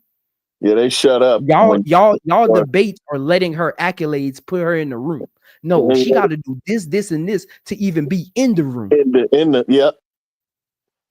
Yep. That's what I tell them. They don't know how that's why I laugh when people try to debate with me, even in the chat. I'm one of them ones for a reason. I swear. I swear. Yeah, but ain't too many people can see me. Common sense. Y'all ain't even will tell you that though, bro. Common sense y'all will tell ain't you even that though, see bro. me debate yet. Ain't too many people in this world can see me. I'm confident enough to say that. Look, they still got 65 people in here. Go get your best person that talks sports. Tell them bring $100. I'll bring $200 for each person you bring. I'll put $200 in the pot, and we'll send it to somebody else just to let you know I'm serious. And I'll collect my $100 winnings. That's how serious I am about it. I'm one of them ones. I don't even know how to argue right, man. Page backers. What are we talking about, man? Page backers. Somebody who ain't even playing. Y'all hoping Paige Beckers. This is y'all hope. Y'all hoping Paige Beckers. This is what they saying in the chat. They hoping Paige Beckers comes into the WNBA to kill Caitlin Clark narratives. That's not gonna do it. That's what y'all debate topic is. That's what y'all waiting on. That's not gonna do it. It's not gonna happen because they don't play the same. It's not about basketball. That's why it ain't gonna happen. It's not. I mean, it's not about basketball. BWill. It's not about basketball with them. With those with the Clarkies. It's not about basketball, because if it was about basketball, they would be talking about the damn 200 plus turnovers she committed last year, and her lack of defense. That's how I know it's not about basketball. They don't know basketball. It's not about basketball. It's about an ideology and a narrative. They ought to be hoping for the Clarkies ought to be hoping for Caitlin to get better in the areas that she needs to get better, and leave that. Let that speak for itself. They already say she's the face of the league, bro. They already think she's arrived because she shoots logo threes a little bit. It's not about basketball. They don't know basketball. All them logo threes, and you can't win games when you need to. Thank you. Let's not forget in them four quarters in the playoffs last year, she did not show up. Let's be honest. Yeah, and she didn't. Y'all letting them get a see. I'm gonna do a debate class one day. I'm gonna do a debate class with y'all one day, because I be hearing y'all argue with people on panels. I be seeing y'all in people chats. I be seeing y'all respond to Clarkies, even on my YouTubes, like in the comments after the videos. I be seeing people going back and forth with Clarkies. I'm gonna do a debate class one day on how to actually have the conversation, because y'all let them get away with a lot. Yeah, I noticed that too. That gets on my nerve more than the Clarkies, the people that be trying to talk. I'm like, you're skipping the most important points here. I mean, your debate skills are garbage. I mean, you are leaving out a whole lot of stuff that you can shut those people up immediately. A lot. A lot. The Clarkies give fans of Caitlin Clark a bad rep. Because I guarantee you, all these Clarkies that came out of the woodwork, I guarantee you I've been following Caitlin Clark longer than they have. I'm a Caitlin Clark fan. But I got to be real about the things that disappoint me about her and her game. You know what I'm saying? I don't have any ill will towards Caitlin Clark. If you are an objective basketball fan, I'm a basketball fan. There's things I like about Clark. There are a lot of things I don't like about Clark. I think she's going to get a lot better. I mean, because to be real, she is a gym rat. She loves the game. Mm-hmm. I mean, you love the game as a person who loves basketball. I appreciate that. I appreciate that you love the game. I appreciate players who take the game serious and want to get better. Yeah.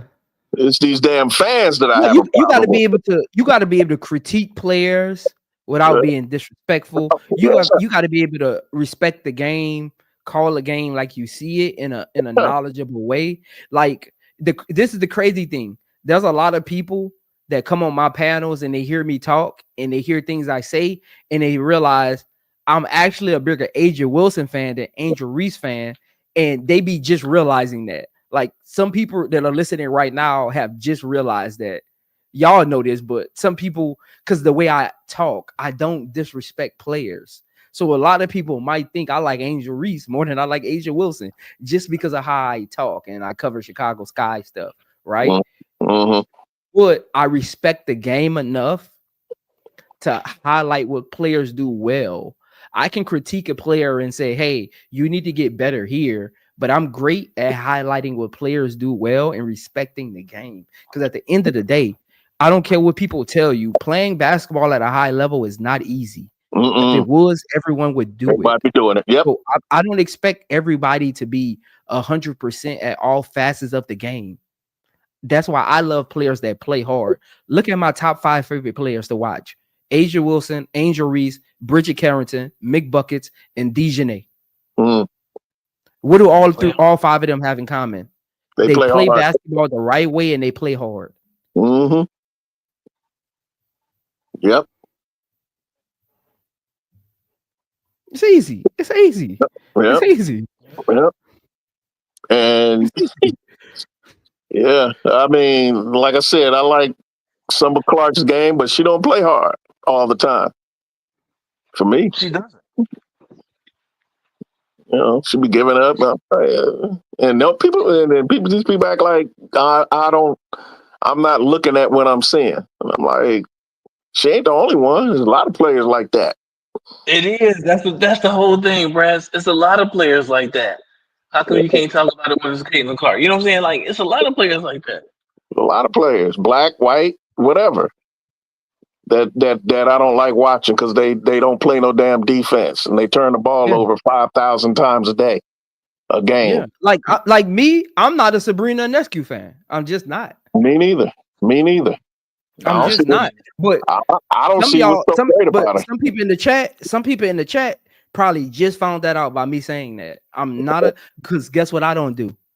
I don't go out of my way to disrespect players. If she comes up in a conversation, I'll give my take, but I don't go out of the way.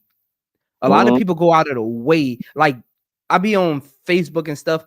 Like people come in the comments and Angel Reese or Asia Wilson has nothing to do with the conversation, and they'll bring them up. Like I'm like, this post isn't about them, like, I'll be confused. So like they push the hate narrative because sometimes Angel Reese gets brought into conversations that nobody even said her name. Yep. It's always weird, man. It's just weird. But again, it's keyboard warriors, right?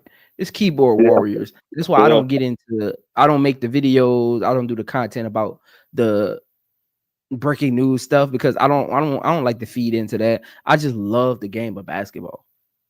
Yep. Yep. Yeah. Like my favorite players get about the same list as yours.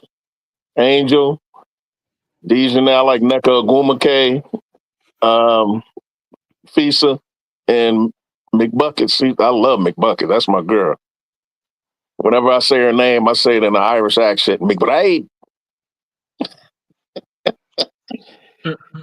She's a Notre Dame Fighting Irish. McBride. Yeah, that's the girl. Yeah, Warden Mac. Sabrina is good money. I like Sabrina. I like Sabrina's like personality. She got a cool personality from what I've seen. She seems like she's cool around the league. Yeah. I don't like her play style, the way she plays, the type of shot she takes, the way she passes. She got a lackadaisical. She got a lackadaisical kind of like play style. I don't like lackadaisical play. I know what you're talking about. Yeah, she do. Another one of my favorite players. Everything got to be correct around her. Yeah. Like people forget. Y'all know she wasn't. I always say this, like, why do we omit college careers from some players? Why do we or don't we?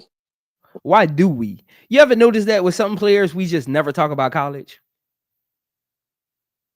You mean like when Sabrina was with Oregon?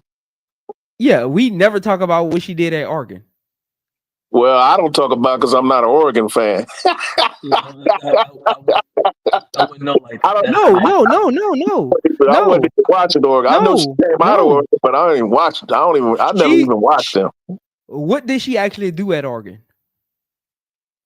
Isn't she like the all-time leading scorer or something? Or that ain't what I asked you. What'd you say now? Just say you don't know. Just say you don't know, Brass. We in the same boat. Because we ain't watch it. Yeah. I mean, but I've heard a couple of her records she got at the school when they talked about her. But I'm saying I don't know. I never saw her play because I'm not an Oregon fan. I mean, you know what I mean? I can't tell her. I can't tell you what she did against USC, Washington, UCLA, Arizona State. I don't know. Apparently, she did something because she got records at the school. So close your eyes and tell me what you see. I see green duck. 3-point shooter. That's what you see. And look, that takes nothing away. That takes nothing away from Sabrina as a player. But that's why I started watching her at. You know what I'm saying? Because Kobe was pushing her. She was with Nike. She was supposed to be the next great shooter, right? So that's why I really started. That's when I really heard of her. So that's when I really started hearing her name ring bells everywhere because she was under Kobe's tutelage, and she was a Kobe disciple, quote unquote. You know what I mean? And when he passed away, she was at his funeral and this, that, and the third. That's when I really, paid attention to her like that. But while she was in college, I don't know. I just again, she's just a great shooter to me. She's another one, just a great shooter. Yeah, but she could play. I mean, but I'm not a fan. Yeah. That's not nothing to take away from her game. But like, I'm not a fan. Like, that's why I again liking a player's game and thinking they're not. And thinking they're not good is two different things. Yeah. Yeah, that's true. Because there's players who are mediocre, and I like their game because they do the right things. They won't make the Hall of Fame, right? McBuckets, Yeah, Bridget Carrington, Dejanay Carrington, they won't be in the Hall of Fame. no, They're if you look at their stats, they're mediocre, right. but I like their play styles. I like their They, patience. You I think like the dirty work that they do. Alicia Gray is a Hall of Famer in the future? I don't know. Maybe. Who? She's one of my Alicia Gray. favorites. She's one of my favorites too. I love Alicia Gray. I love the way she plays. No, who you said? Because I agree with you, Zoe. You don't necessarily have to be a great all-time player or Hall of Famer to love your game. Alicia Gray, to me, I love watching her because she plays the game the right way. To me, Yeah. Alicia Gray is another one. I like Alicia Gray's game. Two-way player, does the right thing, looks like a great teammate, great person to have in the locker room. Competitive, will compete, actually cares about the game. I like Alicia Gray. She's in my top 15. Yeah, that's my girl. She won't make the Hall of Fame though. Exactly. So I was agreeing with you what you just said. You don't have to be all to like. I mean, there's a lot of players. Everybody don't make the Hall of Fame.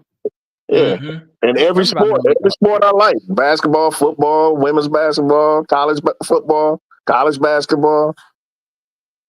Yeah. Send us to Aristotle. Even if Alicia Gray wins the championship, she won't make the Hall of Fame. She doesn't have like.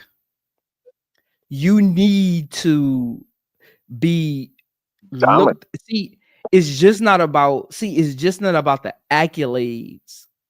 You have to be looked at and viewed in that category to make the Hall of Fame. Before they even look at your stats, you have to be looked at and viewed as a Hall of Fame player. Don't you have to look like you're dominating the league? Yeah, like it ain't really the stats is important, but you have to be viewed and looked at as that to be in the Hall of Fame. Yeah. Right. Yeah. Like for instance, like A'ja Wilson. Yeah, like A'ja Wilson. That's a standard, that's a standard type of situation right there. Even Brittany Griner. But like Alicia Gray, let me look at what she's done so far. Because I don't like to count people out. Let me look at what she's done so far. That's my girl. She doesn't dominate. She's just solid. She's one of those players you just look at and say, "Oh yeah, I remember her. She was good, very good." You know what I mean? She might end up in the Hall of Fame. Depends on how long she plays. She put up numbers. Sometimes you get in on numbers, and she doesn't look like she's retiring anytime soon. Yeah, she only been in the league 7 years. I think she's a year older than A'ja. So 7 years. She's been in the league 7 years. She averaging 13 points, 4 rebounds, 2 assists per game, shooting 42% from the field, 81 from the free throw line, 34 from 3. Solid. 2-time All-Star, Rookie of the Year. Yeah, that's not Hall of Fame, but she ain't going to the Hall of Fame. She didn't do enough in her first 7 years. No, but she was solid. I wanted to see though. I wanted to give her. I wanted to see though. I wanted to look at her stat. She didn't do enough in her first 7 years. 7 years, to warrant going to the Hall of Fame. Yeah. Like she only has 1 year where she had Defensive Player of the Year votes. She had the last 2 years she made the All-Star, but outside of that, she had no All NBA votes, no All defensive votes. She won Rookie of the Year, and for the next 1, 2, 3, 4 for the next 4 years. For the next 4 years, she was just a solid player. Like she didn't have accolade impact. She won the skills contest and the 3-point shot contest. Nobody's done that, so yeah. Like she won Rookie of the Year, but in her first 5 years, that's all she did, like accolade wise. So Wody Mack said Ryan Howard could be a Hall of Famer. Wody Mack Ryan Howard could be, but she's gonna be her own. She'll be the reason that she doesn't Well, make you it. don't go right. Because if she locks in, Ryan Howard could impact the game and take over a game on offense and defense. Yeah, she's too inconsistent. We talk about her not Ryan playing Howard? defense with her. Yeah, Yeah, right. when Ryan Howard locks in on defense, she is a problem. How you spell Y'all Ryan gotta first name? Let me look at her R stats. H RHYNE, I believe. Okay, Ryan Howard. Okay. I got Yeah, it ain't gonna show up on stats. It's for her what she getting in, career, what she locking in. for her career, she averaged 17 points, 4 rebounds, 3 assists, 37% from the field, horrible. 78% from the free throw line, not good. Not good. 3-point percentage, 34% average. Average, yeah. 2-time All-Star, Rookie of the Year. How long she been in? She's been in the league 3 years. 4 years. 3 years, okay. She has a this will shot. be her 4th year coming up. She's too inconsistent to me. She's made 2 All-Star teams. She hasn't got any all WNBA votes yet, all defensive votes yet, or MVP. MVP votes yet. Like, you got to at least get some MVP votes to even be considered for the Hall of Fame. So far, no. Like, you got to at least get like 1 10th place vote, because 10 people get voted for Hall of Fame every year. I don't know if people know that, but 10 people get voted every year. So you at least got to get a 10th place vote. Yeah. Yeah, if she gonna make the Hall of Fame, she needs to start winning some chips now, not at the end of her career. Like, I know this for a fact. A lot of voters don't take into account championships players win at the end of their career, because they're kind of like role players at that point. They're not really responsible for those chips. They look at your prime years. Yeah, her prime year, she got to start doing something now, because she's in her 4th year. So over her next, I would say 6 years, she has to be kind of dominant. Man, I don't see that. I don't either. It's between her ears, like BWill says. She has potential, but 17 points a game. She didn't make the All-Star last year. 17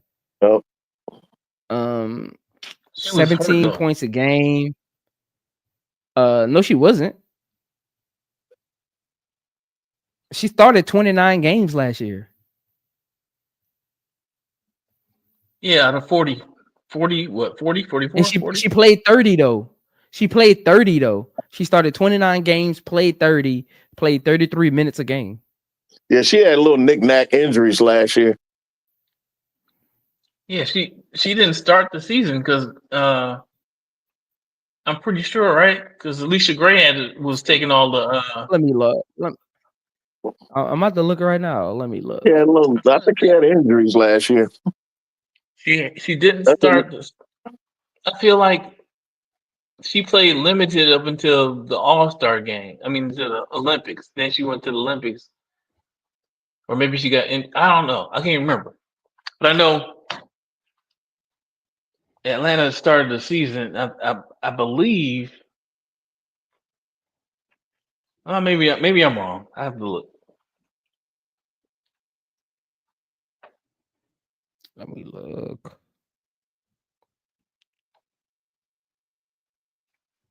Regular season.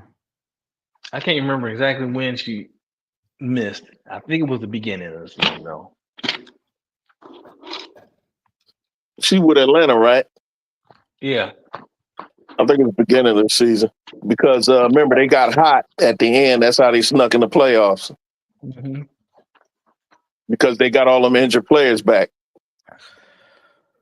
So let me see. They had a boatload of injuries at the beginning of the year. Because they started off like 0-10 or something like that. Wasn't it something like that, BWill? They had that horrible beginning record, and then as they got players back, they started getting hot. Yep, them in Dallas and Washington started out with so many injuries. Yeah, because that's when. Hold on. And then when Ariel Atkins was moved to point guard or something like that. That was at Washington. So she got hurt. She got hurt. She didn't get hurt at the beginning of the season because she played. I'm looking at their schedule. She played up until July 17th, and that's when she missed her games at. So July 17th, that was her last game, and she didn't play again until August 16th. Oh, okay. So she got hurt at the end. So was that the Olympic break? Was that the Olympic break? The Olympic so break. That's not it. I'm trying to figure out. Well, let me see what she missed 10 games at. Okay. September 19th. Oh yeah, that is the Olympic break. August, July to August. Oh yeah. What am I thinking about? So when did the season start last year? Because she Was it played. May? I think it was in May. At the beginning of May. No, the preseason beginning of May. It started at the end of May. Because she played against the Sparks on the 15th. She played 31 minutes that game. She had 31 minutes, 25 points. So she missed 10 games. I'm looking at it now. She missed 10 games, but they were throughout the season. Like one here, two there. Yeah. Like she missed. Yeah. She missed one game on the 23rd of May. She missed another game the 4th of June. Like, so she would like sit out for like knick-knack reasons. So she wasn't really that's what I thought. That's why I said earlier she had little knick-knack injuries last year. Yeah. That's what I thought. She wasn't like really injured. Yeah. Because when she played 33 minutes a game. Yeah. Okay. She could get a little hammy there or a little ankle. So she should have still been able to make the All-Star game if she was that good. If they viewed her that good. She has that potential, but again, between her ears is where the problem is. Yeah, so for her, she needs to win a championship. I would say 2 in the next 6 years, 7 years. I'm gonna give it 7 years. In the next 7 years. So 26, 7, 28, 29, 30. So by 2031, she needs to put up I would say 16 and 6 for the next 7 years. Make 6 All-Star games. Get at least a 8th place MVP vote 4 to 5 straight years, and perhaps she got a chance at making the Hall of Fame. Do y'all see that happening? No. It's gonna be hard. It's hard to do. Yeah. No, I don't. There you go.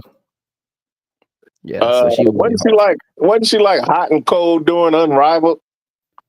She was another one. She got the 3-point record though, but she was another one. She'll have like 8. She'll have like 8 threes one game, the next game 2. Right. That's what I'm saying. She could run hot and cold. Wasn't she she was in the 3-on-3? I mean the 1-on-1 tournament, right?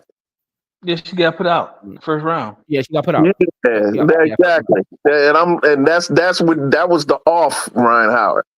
No, I'm sorry. I take that back. She didn't get put out the first round. She played Lexi Hull the first round. Yeah, too big. Oh yeah. She did. Lexi was too big for her. Yeah. I mean, not too big, but Lexi was shooting lights out in that one. Yeah, she did. And she disappeared. That's what I'm saying. And that she should have beat Lexi Hall. How you let Lexi Hall beat you 1-on-1? No, she did beat Lexi Hall. She did beat Lexi Hall. Who did she lose to? Didn't she lose to Edwards? Edwards. She lost to Leah Edwards, I believe. Right. That's right. She beat Lexi Hall. That's right. Yeah. Leah was too big for her. Yeah, Leah was too big for her. Yeah, I can't put that on Ryan. I can't put that on Ryan. She just was outsized. Nah. No, she wasn't. What? Ain't nobody that was bigger than her. Yeah. What? Yeah, she was leaning on her. She wore her out. Okay, so Leah Edwards is 6'2", 137 pounds. I mean, Ryan Howard is 6'2", 175 pounds, right? Yeah, Leah Edwards like 6'4", 6'3", 6'4". She's 6'3" and heavy. Yeah, she a big. Hold on, I'm about to see. Hold on. I'm about to put that body work on her. She put that body work on her. Leah put that weight on her and wore her ass out. So Ryan Howard is 6'2", 175 pounds, right? Leah Edwards is 6'3", 173 pounds. No, I don't believe that. I'm looking at you right now. I don't believe Ryan Howard weighs that much. I don't believe. I don't look. I believe you reading what you're reading, though. But when I will look at them, I don't believe what you're reading. I believe you when you say that's what. How much you think they weigh? How much you think they weigh? Ryan Howard may be 150, 160. She ain't that. She's not thick like that. She's not. And what is Aaliyah Edwards? Yeah, now that sounds about right with Aaliyah, but about 170 something, 180. She's not girth. She doesn't have girth. She's not. Now you gotta remember. Though, height weighs differently.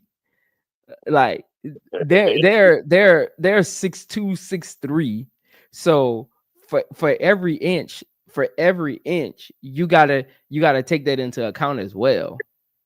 So let's say like a person that's like for instance, a person that's like 5'4", right? If they're 175 pounds, you see the 175 pounds because it ain't spread out. But a person that's 6'2", you don't see the 175 pounds. You see the height. Well, listen, if Ryan Howard, but Ryan Howard is slight. She's not skinny, but she ain't. How much you say? What's the difference in weight? Ryan Howard weighs 2 more pounds than Aaliyah Edwards. What? I refuse to believe that. Not at all. Ryan Howard. I don't believe that. Look, I'm gonna go to Google because WNBA is telling me Aaliyah Edwards. Let me see. So Google has her weighing 1 more pound less than Ryan Howard. So Google has WNBA has 173. Google has 174.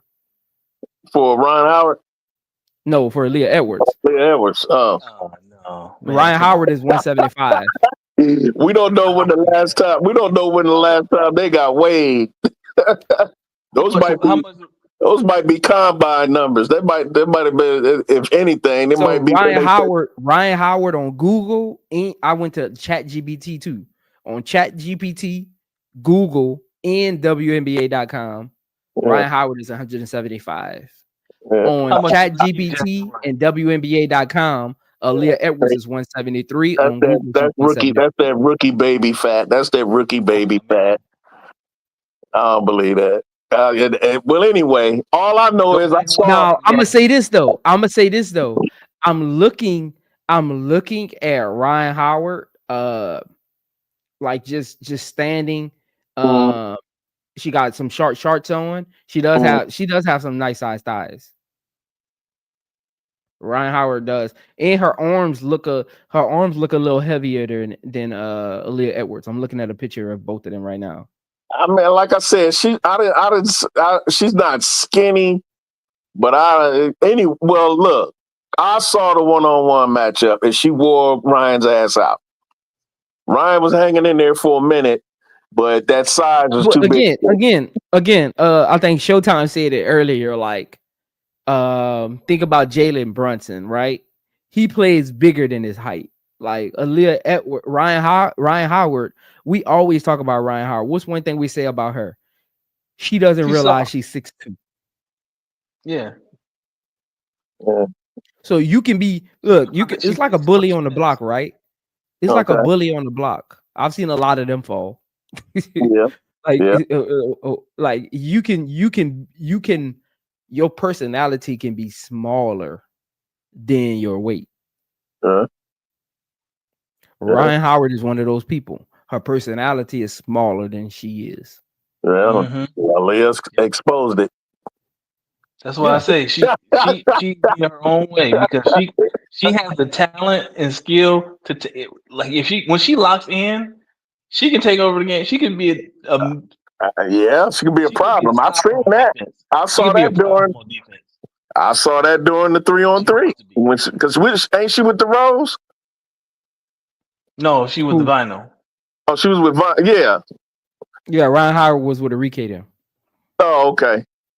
Yeah, but again, I'm Ryan thinking- Howard, I'm Ryan Howard is a finesse player. Yeah. So with finesse players, you can bully them Yeah. because of their play style. Yeah. But I've seen her get hot in the game a couple of times with the vinyl. But yeah, when you get physical with her, she'll you can pretty much neutralize her. Yeah. But but as far as Hall of Fame, I don't see Hall of Fame. I don't see Hall of Fame. I don't even see more than maybe how long has she been in? Three years? I don't see her really going much past 7, if that. If you ask me, she just doesn't look like she has the desire to me. You know what I mean? She's just out there just to play, to me. She doesn't I think as long as she's 6'2", she doesn't get out of shape. She can play. She can play another 7. She can play another 7. Make it. She can get to a 10-year career if she doesn't get out of shape. Just being 6'2", and she kind of like finds a way to be a double-digit scorer, even if it's probably 10, 11 points a game. She could have like a 10, 15-year career. Oh, no, Just Lord. for height alone. No, I don't know. So Because what can happen is how she's a finesse player right now. As she gets older, she starts understanding the game a little better. She get around more veterans. Because again, remember, she's not around a lot of great players. So she gets around a lot of more veterans that she can mold her game around and teach her how to stay in the league and be consistent. She puts on a little more weight and just decides that I'm going to be a workhorse player. She can stay around the league. that's a lot of ifs, so. I'm just saying. Look. Ifs, so. I'm just saying, man. That's a lot. I'm hearing a bunch of ifs. If she does this, and if that, and if this, and if that. Okay. If was a fifth, we'd be drunk as hell. I like giving people hope, man. I'm big on hope, man. You just never know. Man, listen. I kind of like Ryan Howard. She's cool, but she just don't look like she has a desire to be better than, I don't know. I mean, you know what I'm saying, BWill? It's like when I see her body language, it's like, oh, I'm just out here. You know what I mean?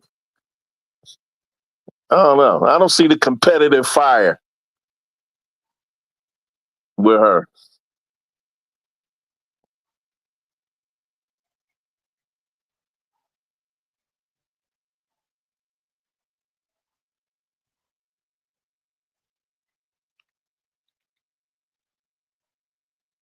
We'll see, man. But I'm gonna go ahead on and let y'all go, man. Hey, we've been on here for almost 8 hours, dog. Just running it. It's good to be back behind the microphone, though, man. I've been gone for a minute, man. Been a while. Yeah. How's the wife, man? How's the wife doing, man? How's she doing, man? Man, she doing great. She doing great, man. She doing great. Spending the money, but she doing great. How often you see your folks, man? How often you see your folks? Listen, look. She just brought a new car last week. I got home. I looked in the driveway. I was like, "What is that?" I thought somebody was at the house.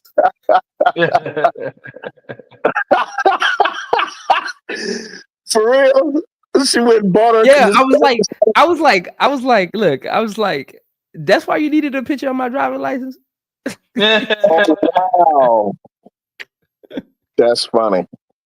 That's wifey though, man. That's wifey. Yeah, she been good though, man. The family good. It was good to be in Louisiana.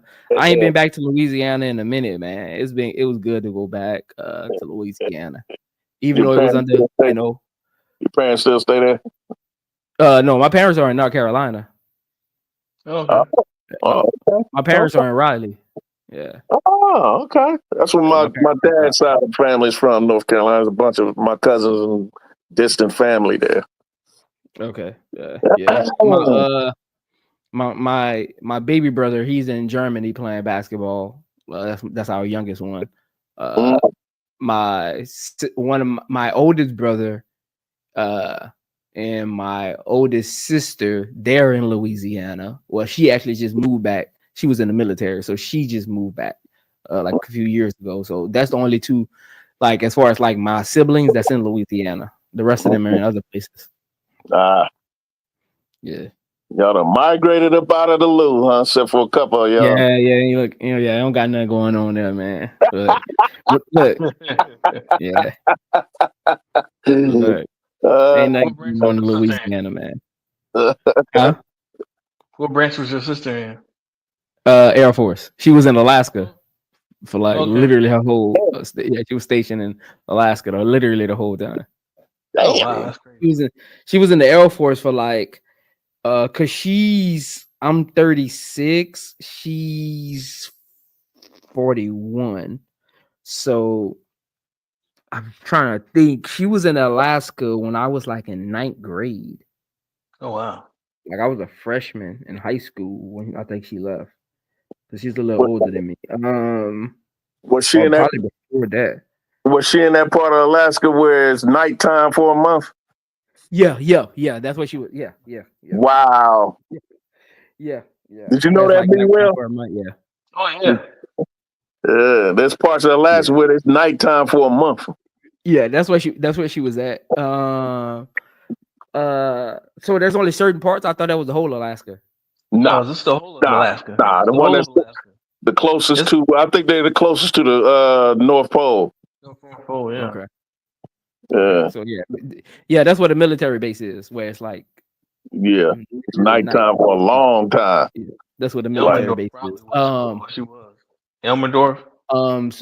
So she was in Alaska because she got back in like right before pandemic, so like 2019.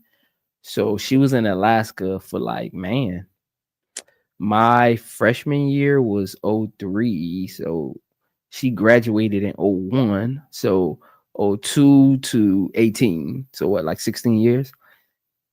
Wow. She didn't retire? No, she's still not retired. She goes to